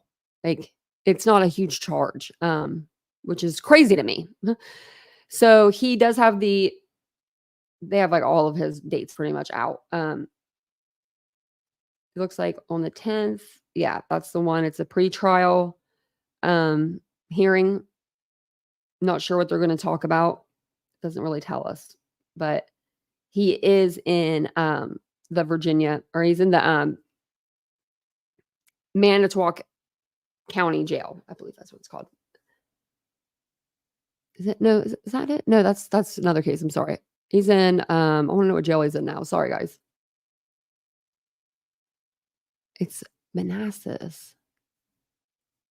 But I don't know if it's Manassas. I think it's Manassas Jail. Prince William County Jail. That's what it is. Okay. I was like, wait, hold on. I gotta tell you guys now because I don't like to not know stuff. I don't like that. And welcome in, everybody. It's good to see you guys. Thanks for sticking around. I know that was a lot of reading there for a minute. But I wanted to read that to you guys just so we all know what the courtroom decorum is, in case anybody has a court hearing. That's how you should act. I don't know. Betty. Let's see. So I think that's all I wanted to show you for him. We are, I'm going to keep up with this case. I really hope they find Mamta. This is sad. Her daughter deserves better. Her daughter deserved her mom. Her daughter did not deserve what happened to her. That little girl is going to be forever known as the little girl that was walked out with that yellow blanket. 20 years from now, we'll be seeing that, and we're going to be like, oh my gosh, remember when that happened? Like, I promise you, it's going to be something like that. The way that officer carried her out and he had the blanket on her, it's devastating. I don't understand why people do that. I don't get why somebody would unalive their child and think that they're going to get away with it. You have to know going in, you're not going to get away with the shit. It's your child. People are going to ask where your child is. That's what people do. Yeah, he won't be in there for a while. Well, he'll be in here for a while, but let me see. Actually, we'll see how long up there. Let's see. Concealment of a body. I looked it up. I forget how much you got. Right here, concealed body. George, Virginia. Any person who transports secrets, conceals, or alters a dead body as defined there's a subsection with malicious intent, and he did, and to prevent detection of unlawful act or to prevent the detection of the death is a class 6 felony. Well, I want to know how much time.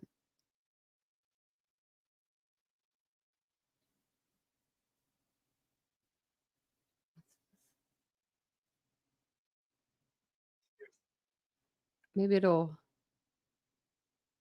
tell us one here. Now here are 5 major new. Okay. So yeah, August 22nd when he was arrested. I thought it was the 21st. I couldn't remember, so I had to look it up. So many different dates. Hey, voices behind the shed. I love your picture. Hey, Princess, are you in here too? I didn't see you. There you are, another baby. Oh yeah, no, I did. I saw that. I saw your message. Yeah, exactly. I know. Yeah, it's sad. We already went over Leilani, Richard Allen. Those girls were babies. Really, 13, 14 babies. And we're gonna go over some more, but I'm trying to see who we went over so far. Sarah Boone didn't do babies. That's okay. So yeah, 2 out of 3 cases we've talked about have been babies. Except for Narish and, Sarah. But there's a baby involved in Narish's case. And very much involved. Her mom would do TikToks with her. I hope someone saved those for her, the grandmother. Her mother did come over from Nepal and got emergency custody of her daughter, and she's with her mom and her aunt. So that's the best outcome as of right now. Like she's safe somewhere with people that love her and want to take care of her, and that's all you can really hope for, I guess. And that she's, she grows up, she's okay. So we have another one on the chopping block that is a complete waste of life right now in my book. Katrina Barr. Yeah, I'm talking about you, Katrina.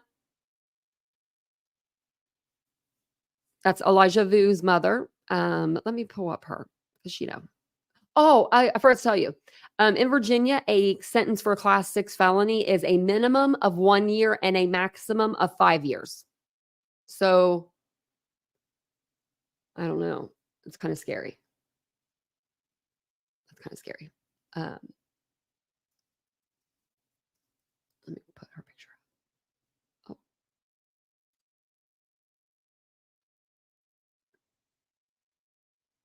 I don't remember seeing her last court hearing.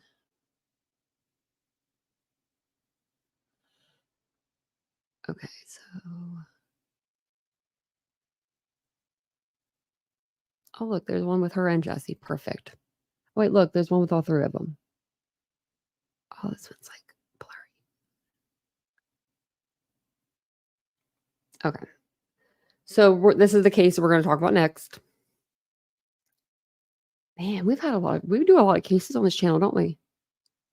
I mean, I knew we did, but now that we're going through them, I'm like, dang. This is Jesse Vang, Elijah Vu, no relation, and then Katrina Barr. And Katrina is Elijah's mother. Elijah's father is in jail or prison. I believe it's for like rugs or something, maybe weapons. I'm not exactly sure. I'm not exactly sure. Katrina is accused. I mean, she says she did. She said she did it. Accused of taking Elijah and sending him to Jesse Vang's house for punishment and to learn to become a man and learn how to be responsible and be thankful for whenever you get to go home. Like, because that's a present that you get to go home. He would make baby Elijah stand 3 hours at a time, praying, saying, "I'm sorry, mommy," over and over. If he sat down or, didn't want to stand anymore, Jesse would throw him into a cold shower. He wasn't feeding the kid properly. He was giving him like formula. He's 3. What are you doing? He wasn't changing his diaper. He wasn't potty trained, and he wasn't changing his diaper, but once a day, one time. That's it. Despicable. I mean, there's not even like, he's like the bottom of the bottom. And he has a criminal past. We've seen all of his mug shots, like all 10 of them. I wish I could find that picture that had them all listed because his hairstyles are what kills me. They're really funny. But they're going to court. They are charged right now with chronic child abusc. Both have pled not guilty. Both are trying to get out of jail. Judge is like, not going to happen. I love this judge in this case. I mean, he's a good judge. I like him. So this one is the first one. Is this Katrina's? Yeah. Okay. So this is her docket. Chronic neglect of a child. And then she did get 2 resisting or obstructing an officer. So that's because she lied to the officers. Jesse Vang don't have those 2 charges. She does. Now you'll see on here though, right? You're looking on here and there's no murder charge, right? And they found Elijah Vu, little baby Elijah. They did find him. He's no longer with us. When did they find? I want to know when they like.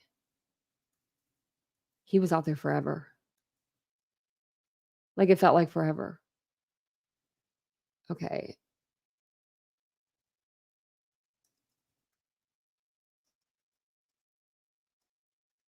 So he went missing. I want to make sure I got this right. February 20th.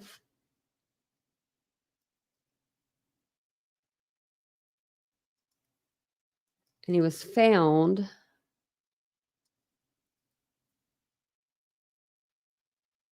Well, here's the timeline. Okay. Let's go to the bottom of it. September 13th. But September 7th, the remains were found by a deer hunter. September 7th, and he went missing February 20th. 7 months.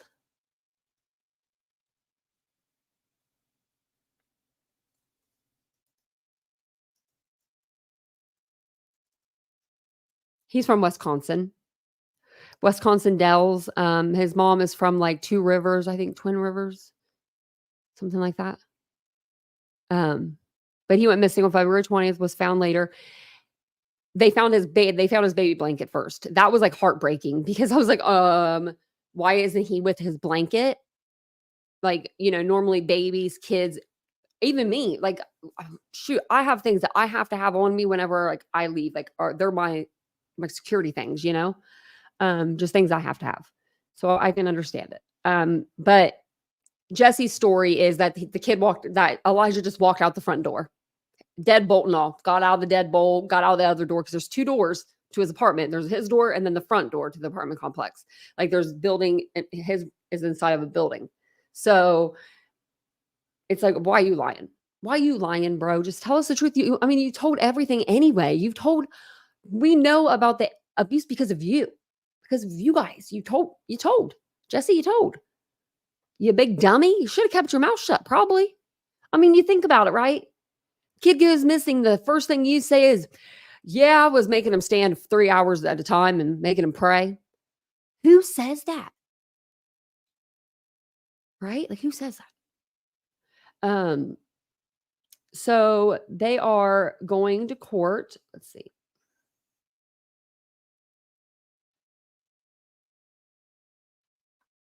They went on 9. What was it? 9/10. I thought I had dates. Okay, 10/22. She has a status conference. Let me find out where I found that. This is all the beginning. Okay. All right here. So at 3 p.m., she has a status conference. I need to put 3 p.m. down. I'll forget. Manitowoc County Courthouse. Dwayne Robert, court official. I don't know if I think that's the judge. He's pretty cool. I like the judge. I do.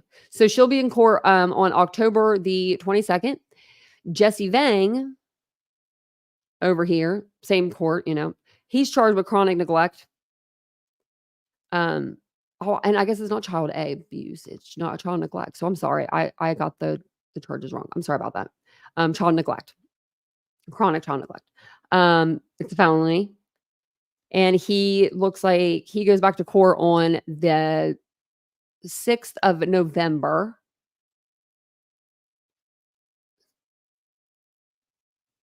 Oh, let's see what this is. And this is additional. Yeah, November 6th, 10:30.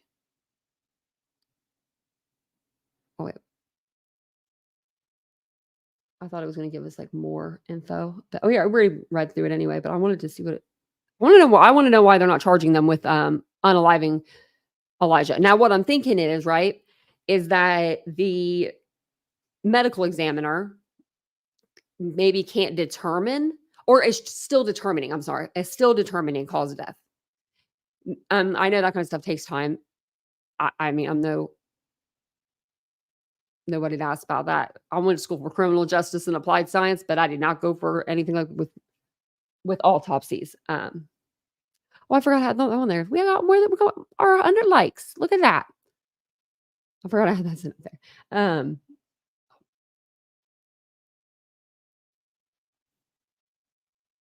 Okay, let's see here. Okay.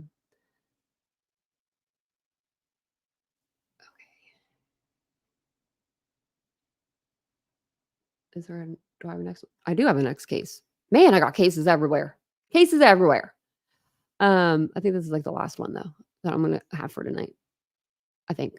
And then we'll talk about a couple other things.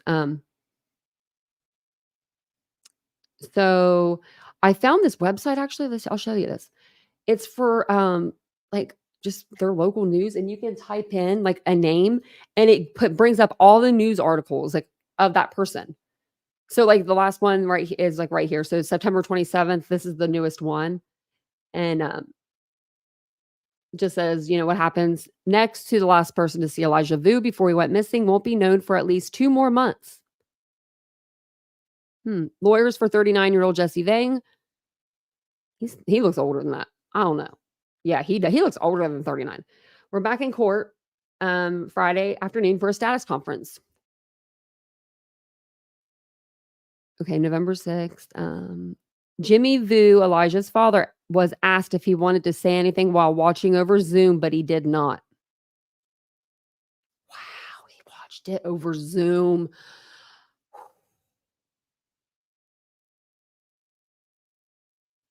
I know he was he was in prison for doing something that's me.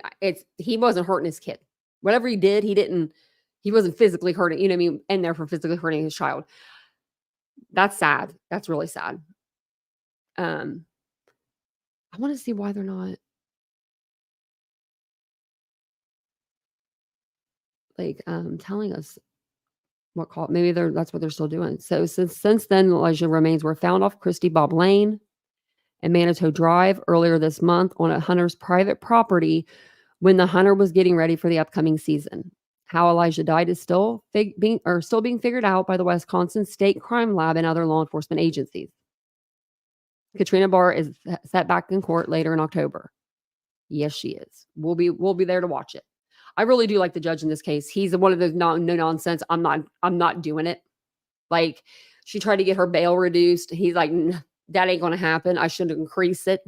Her mom mailed in a letter to the judge telling him, do not let my daughter out.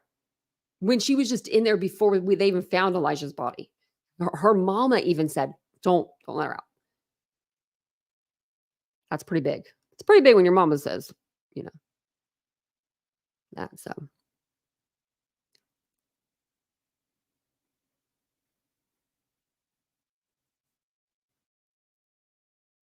was just trying to see if I had any questions. Oh, thanks, Scotty. I appreciate that. I do. I was running all over the place today. I was like really hot. I was like, pull the hair up. We're going live. I was just going to leave my camera off, but then I was like, that's okay. You guys have seen me probably worse than this before. I wanted to touch on this last case that we cover on the channel before we move on. So the last one I wanted to talk about is I'm gonna group them in this group, but they're not really affiliated with it. And I hate to say that, but I don't have a name for this like crime. You know how different cases they have like a name that they'll stick with, and that's like the name. So this case doesn't have a name like that. But it is the case of Veronica Butler and Jillian Kelly, the two women that were traveling on a Saturday morning to pick up Veronica's two children from her grandmother, from the children's grandmother on the dad's side, Tiffany Adams. As they're driving there, they're driving in this desolated area. It's called where Four Corners, where all like four of the states meet, intersect, and that's where they were going to meet Tiffany to do the exchange.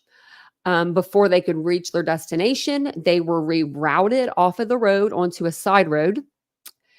Once they got on that side road, they were, as per court documents, they were unalived, hurt very badly right there, like incapacitated. And then they were taken, put inside a freezer, buried in the ground, like 10 feet, 8 feet in the ground, 10 feet in the ground. They had put concrete on it, hay, dirt, anything they could find. A car. I'm just kidding. It wasn't a car, but like seriously, they were like putting stuff in there that was just like, what are you doing at this point? There was new documents on this case. I should have grabbed them. I wonder if I can. Because they were testing stuff. I knew there was a reason why I was going to keep that up.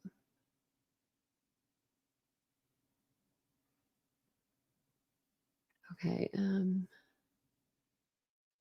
Why'd I go? Oh, man, that's when you know. Went to the wrong thing. There it is. I couldn't find it for a minute. I'm not that many groups. Let me see if I can find this document, because it was like they're going to oh darn it, where was it? They're going to test certain parts, like certain things, like the handle to something, that this to that. I'll have to find the where I saw it, because I was really interested. And let's send this article I'm going to read, because I mean it could be. Let's see. So they're calling them the God's Misfits. Now, there is an actual organization. I heard that they do actually good things. So, they're not affiliated with those people. But I'm just going to kind of refer to these people as God's Misfits, because that's what they refer to themselves as, But this is all 5 of them. We've got Tad Collum, Tiffany Adams, Cole Twombly, Cora Twombly, and Paul Grice. Our dude Paul ratted out. He's a rat. He's a rat. We all know it. We smelled it. He's ratting them out. But this article, I didn't get to read it, but like everybody was commenting on it, and they're like, "This is so interesting. This is so interesting." It was like right before the live, so I was like, "Oh, I don't have time to read it, so I'm gonna read it to you guys, and we'll see what it says kind of together." The latest chapter in the God's Misfits story has been revealed, adding to our knowledge of how 2 Kansas women were murdered the Saturday before Easter last. They were stabbed to death, but contributing little to our understanding of why. It's an essential question about good and evil that lies at the cold heart of every horrific act of personal violence. It transcends motive, because motive can be understood as a lust for money or revenge or some other kind of gratification. The why that haunts us is about whether evil is the embrace of good, like cold is the absence of heat, or if human beings are tragically predisposed to wickedness. If so, how could a loving God allow such things? With these philosophical questions have been debated since at least the time of Plato, with no definitive answers. In the Oklahoma Panhandle, such matters are sometimes approached by back road evangelists with the tools at hand. As recounted by one newspaper columnist in 2001, one of these rough Panhandle preachers told a story about giving a ride to a couple of hitchhikers who were disinterested in hearing the gospel. So he pulled a pistol from beneath his seat and put the barrel to the head of one of the young men. "Where would you go," the preacher asked, "if I pulled the trigger?" The story says much about the culture of the Panhandle, an area once called no man's land, and so sparsely populated that Royal hardly does it justice. That's the truth. I mean, really, we've seen pictures.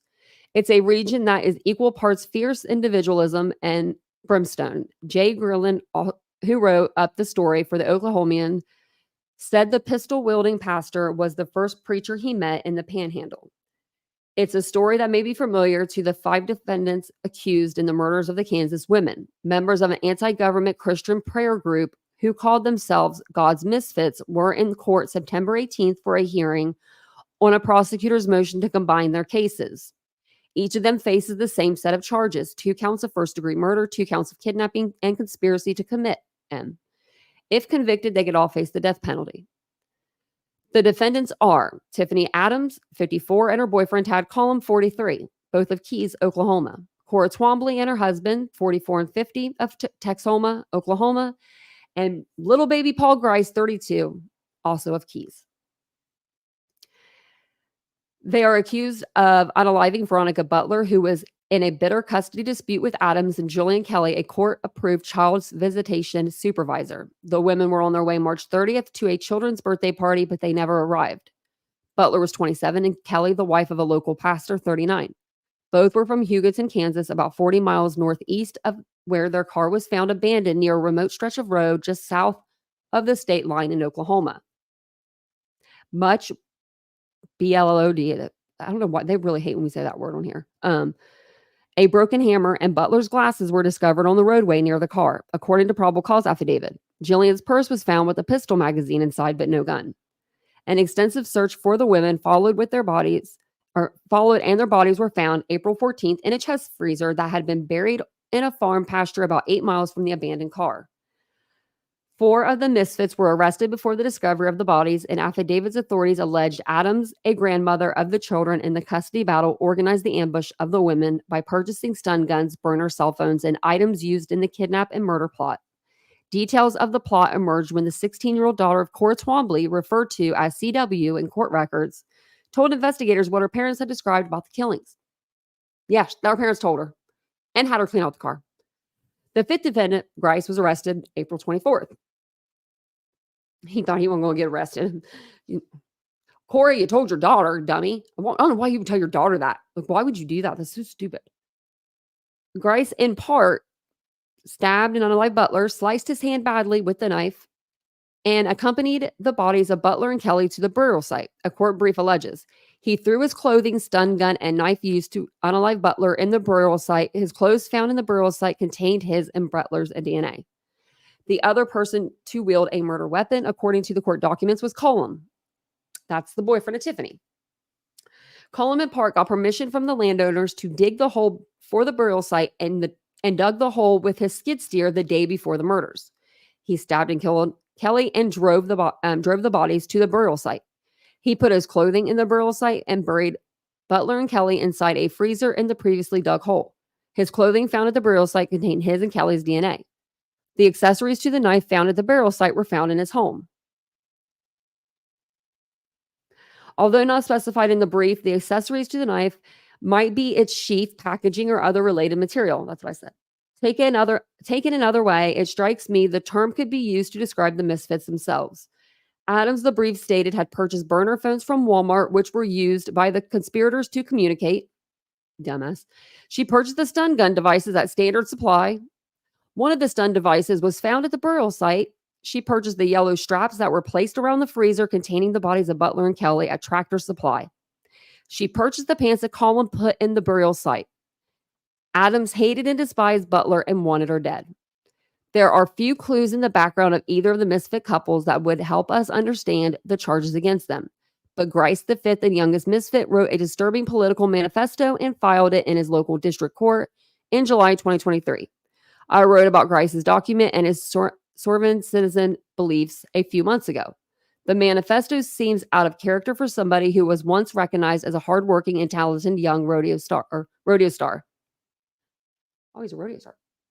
An October 2009 issue of Western Horseman, Grice was featured in a full-color photo spread called Growing Up Rodeo. The lead photo shows him standing next to his horse, thumbs looped in his pockets of his jeans, his cowboy hat pulled low, staring out of the frame to a presumed horizon. It is a beautiful image, and it is the young Grice stands straight and true as the Marlboro Man, but without the cigarette. The photo is titled The Long Gaze West. At 17, Paul Grice is a veteran working cowboy, having earned pay for day work on horseback since he was 8 years old.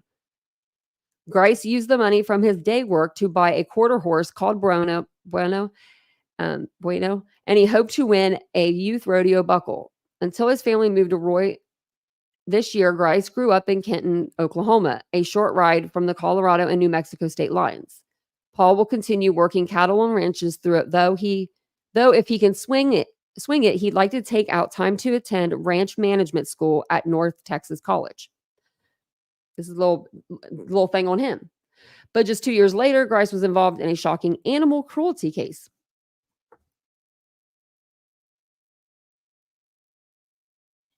That ain't shocking. Not shocking to me. All right, I need 2 seconds. Sorry, guys. I'm going to give me 1 second. I'll be right back.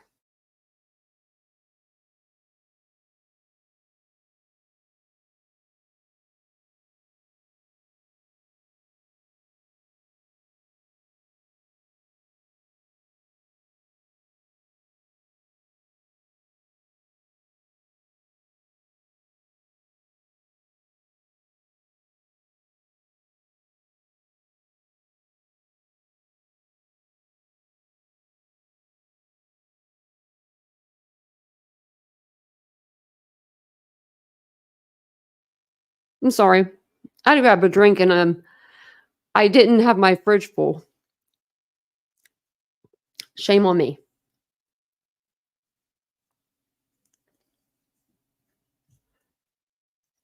Someone made tacos? Ooh.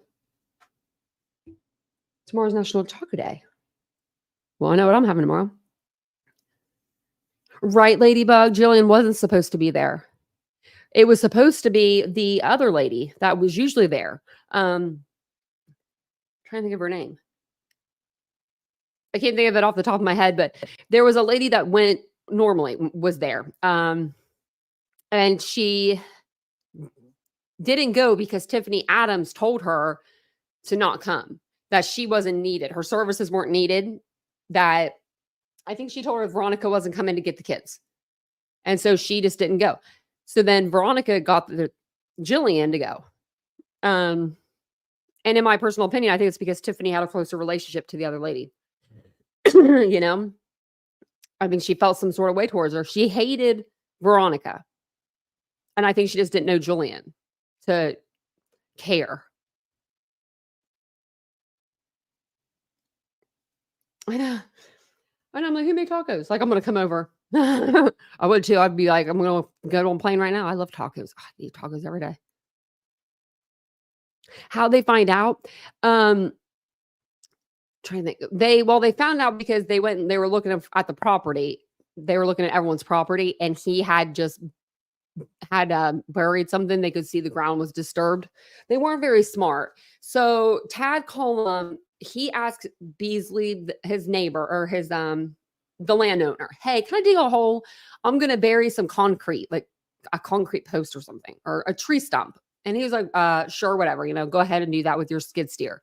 So he went over and he dug up the hole.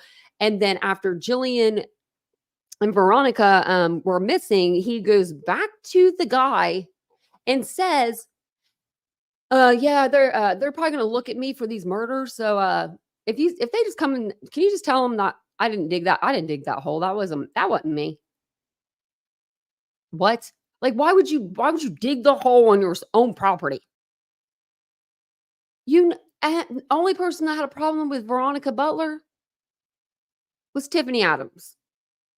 And I'd say probably Wrangler Rickman too. I mean, they probably had their arguments, but he was in rehab and he's out now.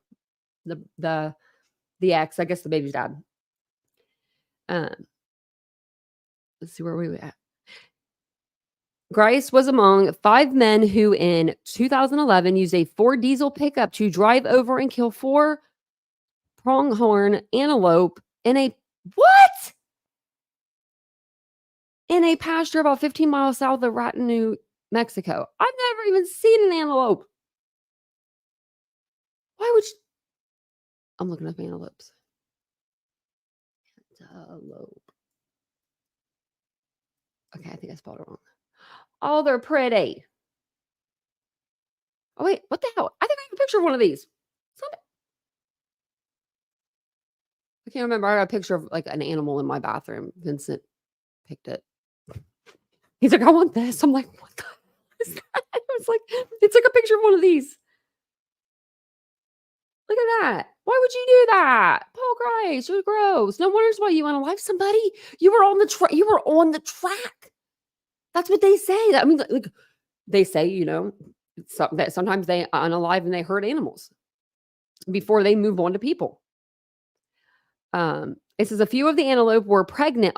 In addition to being run over, the antelope were shot with rifles and shotguns. The district judge in the case, John Paternoster, called the crimes an act of antelope terrorism. Kind of funny, but not, I mean, that's sad. I mean, really, they were pregnant.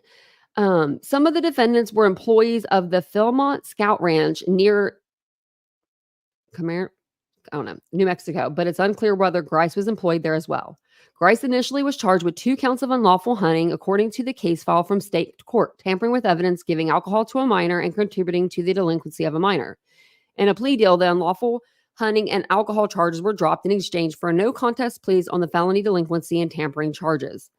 This is what I'd ask Grice if I had an opportunity. What happened in the 2 years between the feature in Western Horseman magazine and the antelope terrorism case? How does a young man who is an explorer of a cowboy culture that prides itself on its work ethic, integrity, and helpfulness to others become, by the age of 31, someone who is charged with one of the most horrific crimes in the Oklahoma Panhandle?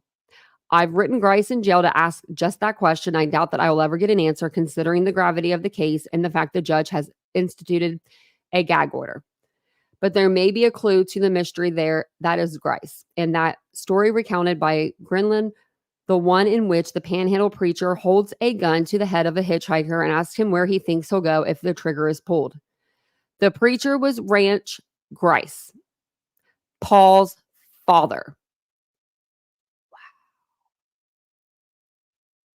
So the guy that in the beginning of the story, right, picked up the two hitchhikers, and they were not wanting to hear the gospel, the good Lord's gospel. They just wanted to ride. You know what I mean? They're like, we're just trying to get like down the road, you know? So he pulls out his pistol, puts it to their head, and says, where do you think you go if I pulled this? Playing God. You asshole. Yeah, I mean, that's just, who gives you the right? Ranch. What is his name? Ranch? How you say this? I'm gonna make sure I say it wrong. Rance. It's Rance. We're gonna call him Ranch. Ranch Grice. It's not very original. I'll come up with something better. Pastor Grice and his family lived in a log cabin next door to the church where in the summer they raised the windows for service. Paul, 8 at the time, was born in cowboy boots 2 years before. Paul and his older brothers helped their father track a mountain lion that was killing goats. The cat weighed 107 pounds while Paul weighed just 46. Ranch Grice died in 2015 at age 73. The 4 older Misfits had their cases combined by the judge, at least through a preliminary hearing that has been set for December 17th, according to the court docket. Part of the state's argument in combining the cases is that it would be unduly harsh to force teenage CW to testify 10 times, 5 for the preliminaries and 5 for the trials, when the evidence against the defendants is so similar. Yeah. And they all did the crime together. They should all be sitting in court together. I'm sorry. I showed you my beautiful layout too of the courtroom. Let me see if I can find that for you. Who's not in Ohio?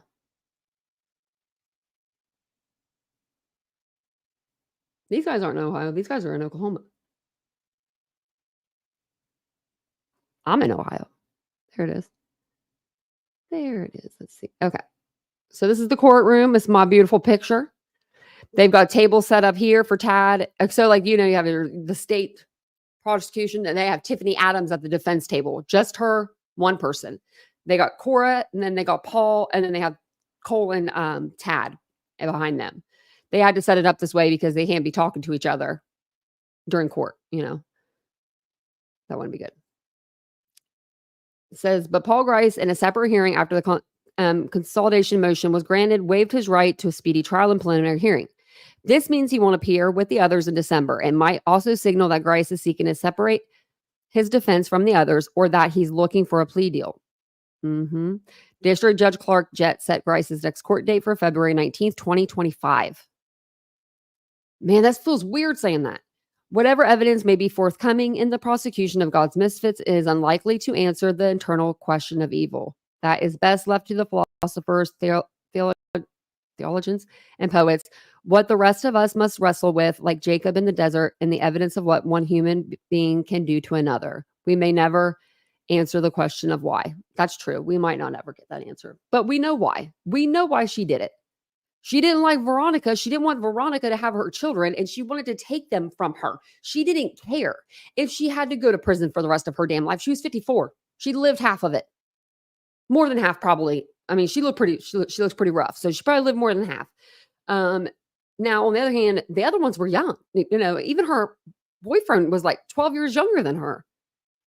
I don't understand how Tiffany Adams, I'm going to call her Charlie Manson there. How did she get those 4 to go along with her craziness? It had to have been done over time. That's what I'm thinking. Like with those they had these weekly misfit meetings, I think that each week she was feeding a little information. Veronica's beating the kids or Veronica's doing something to the kids, like making it seem like Veronica's the bad one.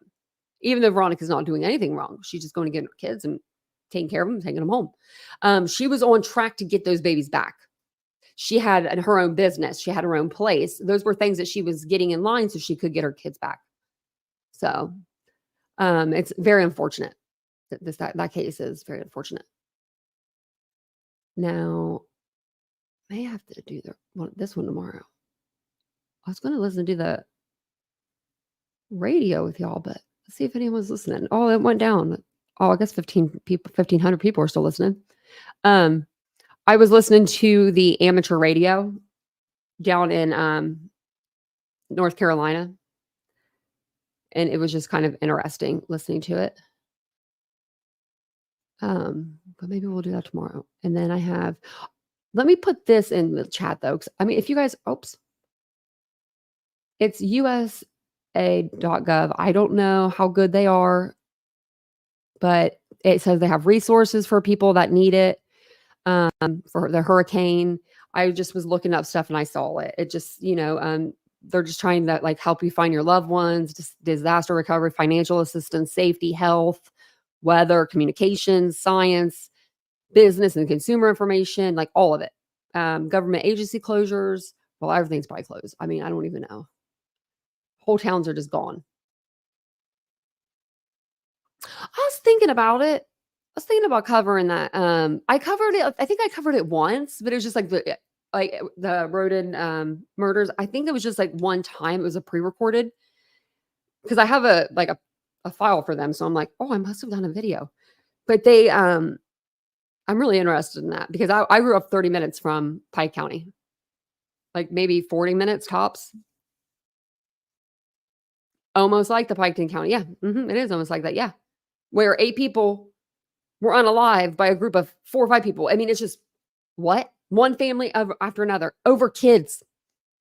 I mean, nobody thought it was custody in Ohio. None of us thought of that. None of us. Nobody in Ohio thought custody. We all thought cockfighting was one. Marijuana grower was one because they had some marijuana plants, whatever, drug dealers. I mean, everything. They were being called everything, and they weren't. They weren't. It was sad. Yeah. You think it's Charles going to be wild? I do too.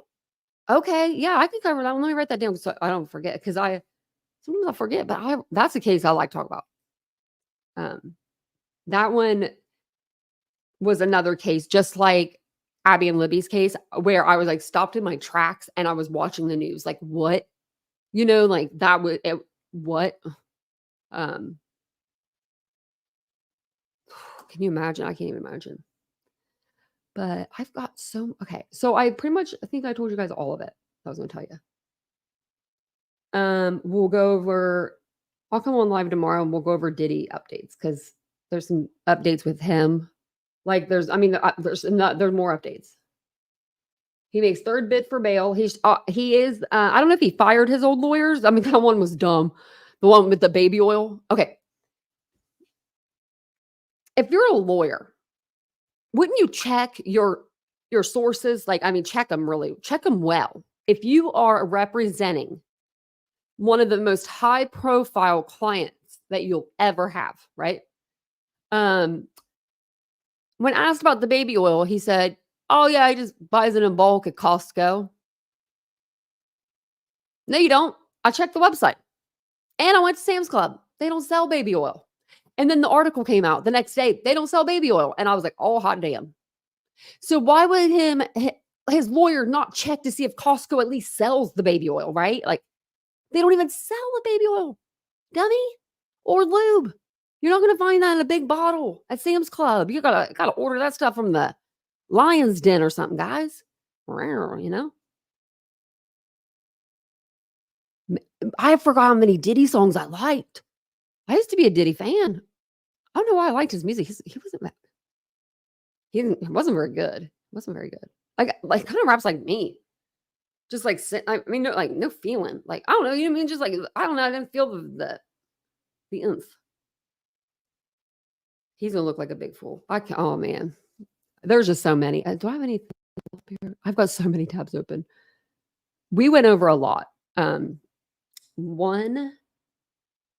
2, 3, 4, 5, 6. 6 of them, I think. 7. I didn't write Sarah down.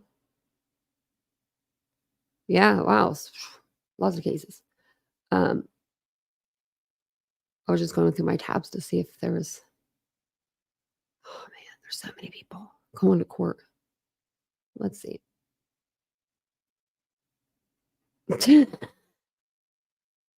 Uh-huh. So, also, this is kind of funny. Jennifer Crawford never put this for Sarah Boone, but Sarah Boone wants her hair and makeup done. I didn't know that he said makeup also. What? They said that it'll be the first time in history that they allow, if they allowed this, hair and makeup. What? WTF, no? You're going to court. You can do your own little hair in your gel cell with your little comb. Have someone braid some cornrows in there or something. I don't know. I don't know. This is sad. All this stuff is really sad.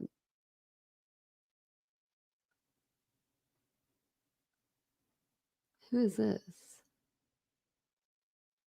I don't know who they're talking about, but oh my gosh, look at that. Chimney Rock. Oh no, look at them getting him. This is the cutest. Look at him wagging his little tail. Oh, he's just like a baby. People had to run. They left their animals. I would be dead. No way. No way in hell. I'm sorry. That's like those are my children. I don't have children. Those are my children. I mean, I would be going down with them. They're not in here anymore because they left me. That's why I keep looking behind me. I'm like, are they back there? But especially my cat. I mean, I would be under the water holding the cat above the water. Like that puppy is so cute. I wonder where they're going to take him. Look at him. Okay, I don't need another dog. Just keep scrolling. My mom used to tell me I'm not allowed 500 yards in front, like around any humane society. She's like, you're not even allowed near them. Don't even look at them. Because every time I go in, I adopt a dog. I can't help it. He was so happy. He was just sitting on that little log. See how dirty that water was? From all the mud and look at that. That's kind of insane. Like, look at all this openness. And then just this dog. Like you would think, someone just put that dog there for like photo op, but look, there's nothing around there. Little buddy, you deserve to live. Little buddy was holding on. I wonder how long he was doing that. Like days? Oh my. I think sometimes Twitter's worse than Facebook. It gets me the heebies. Nerdy Addict has been on it with the video repost. He's been like reposting a lot. What's this? Never mind. This is chilly. Okay, I thought they would show something else. Okay. He's been doing a lot of videos. But like this is the line outside of Walmart. This looks like COVID. Oh, I said the word. Oh man, they're gonna hate me. YouTube really hates that word. I don't know why, but they do. I mean, I didn't invent it. But that's what this looks like. Look at all those people. And then these people right here, they were looting and stealing from people's properties that were damaged. I don't care if they're illegal or not. I guess they weren't even here legally. I don't care about that. You're a human being first and foremost, and that is the most disgusting thing I've ever heard in my life. I mean, these people lost everything, and you're going to go and just take what do they have left? What could it possibly have been? I wonder what could float in water like that? Just going in homes, I guess, just taking whatever they wanted and just leaving. Can you believe that? Oh, you can't see. I'm sorry. I forgot to share that screen with you guys. Sorry about that. Let me show you these guys. It's insanity. I forgot I switched the tab, but they walk them by here. There was a picture of them too. There's more of them. There's like 6 or 8 of them that were arrested right here. There's the picture. Like, what? What in the hell? Like, I couldn't I pray for these people. I pray for everybody right now. I mean, this world's we're falling apart, people. FEMA, overcapacity, do not have enough food. Yeah, well, I know that SF investigates FS investigates is going to be going down there, or he's on his way there, and I believe Stephen Crabtree is as well. They're going to help look for people, I think, and they're going to help like with supplies and stuff, and get like cellular service back up because that's what Stephen does for a living. Look at this. This is really sad. It says last image of wife and husband in Asheville, North Carolina, sheltering from the flood on a roof. The roof would soon collapse, causing them and their 6-year-old grandchild to drown. Their daughter and mother of the child took the photograph when the roof collapsed. She got wedged between debris and was able to be rescued an hour later. And things are way worse in Burnsville. These photos need to reach people. I'll retweet it or repost it. But look at this. It's so sad. That's so sad. Look at that tree. Look at that. Oh my God. That's like a 100-year-old tree. The tree might have been a better option. I don't know. I don't know what you do in that situation. I don't know. I'm gonna have to email Ashley. She's gonna have to tell me. Because like, do you just float with the water? Like if your water just keeps coming in, that's scary. That was just, it was so fast. We saw pictures, remember, it was just like, whoa, oh my God.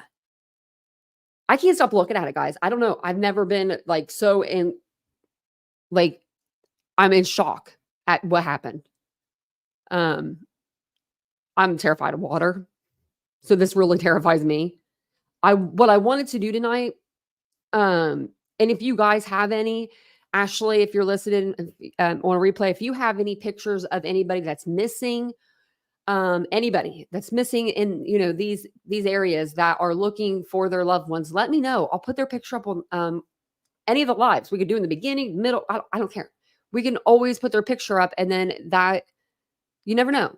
Maybe somebody watching will know something. But I was trying to like find a website where there were like pictures collectively, you know, and I couldn't find one. So I'm trying to debate, like I'm trying to see how to make one. Like, but I don't know how to get in contact with people to, you know, get these flyers unless I just tweet it out and just keep tweeting.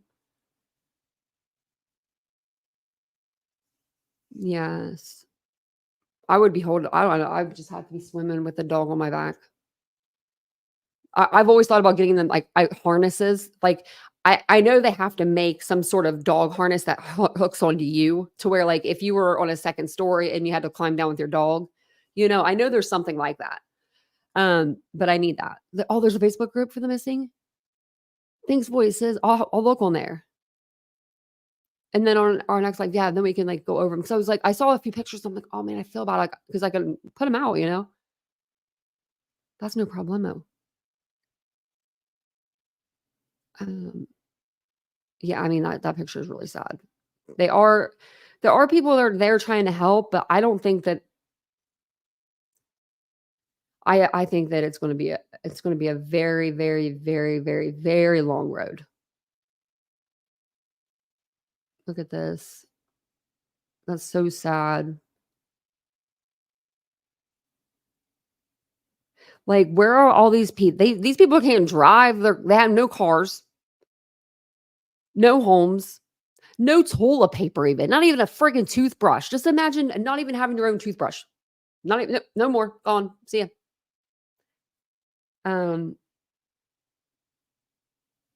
I've went through a fire. This way more devastating. Way more. I don't. Way more. This is like,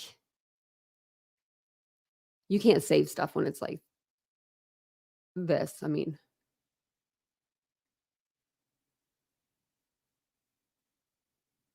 I thought that was a cow for some reason. I was gonna be like, how'd that cow live? But we did see the bears in the trees, remember? I wonder when all this water recedes, how many people they're going to find. Because they're finding people in cars, guys.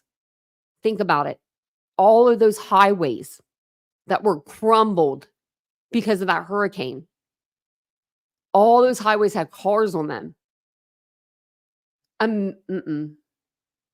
Don't even imagine being on the highway if that happening. That is somebody's like really their worst. But that's my aunt's worst fear. She hates bridges. She lives in Florida. She won't go nowhere in Florida because there's bridges everywhere.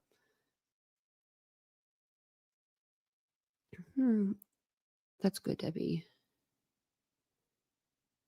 Yeah, I wish like I knew that. I like the before and after ones because I mean, there's I don't like them, but I like to see them the way that it looked before. Yeah, I've had a fire, but nothing like this. Maybe it's because I wasn't there during the fire, so like that's a big thing too. But I mean, churches, homes. There was this one, oh, it was so beautiful. I don't know where I saw it. I don't know if I reposted it. Let me check. Where there was a church outside. It was like an outside kind of like pavilion type of church and like an amphitheater kind of deal. Everything was gone but the cross. I don't know. I mean, I'm not the most religious person in the world, but I mean, that's something. That's something there. That's something, you know? And just the cross, and it was a wooden cross. It wasn't like it was just like, it was just a wooden cross. This is for iPhone users to help them. Let me see. I guess I didn't. Oh, you want to see this cute little like feel good? We'll do this. This is a feel good video at the end. So here, we'll do this. This is really cute. So Aiden Hutchinson ran into a young fan wearing his jersey. I think they're in the airport or the mall. This is more people need to be like this guy. I mean, this is really cute. Doesn't even recognize him yet.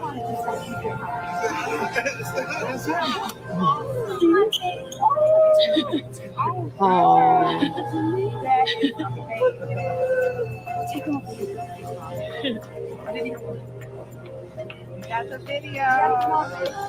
Oh, see, that is like so sweet. Isn't that sweet? I like looking at these kind of videos. I have to, like he literally just saw this kid wearing his jersey, and instead of being like, "That's cool," like you know what I mean, like he's like, "No, stop that kid. I want to take a picture with him." That's really cool to me. So is it under like what is the Facebook group under? And I'll go on there. I know things make you wonder. I know. And then I wonder and I wonder and I wonder.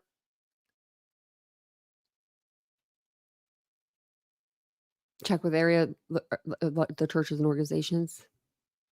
Reach out to Red Cross too. I mean, they're probably jam packed with lines, but that's what they're there for. I mean, they're there for an emergency, for a crisis. That's a crisis. That's above and beyond. I don't know why our president hasn't been there yet. I'm not political, but I'm just saying. What? Why are we not all there? Actually, really, if I could afford to go there, I would.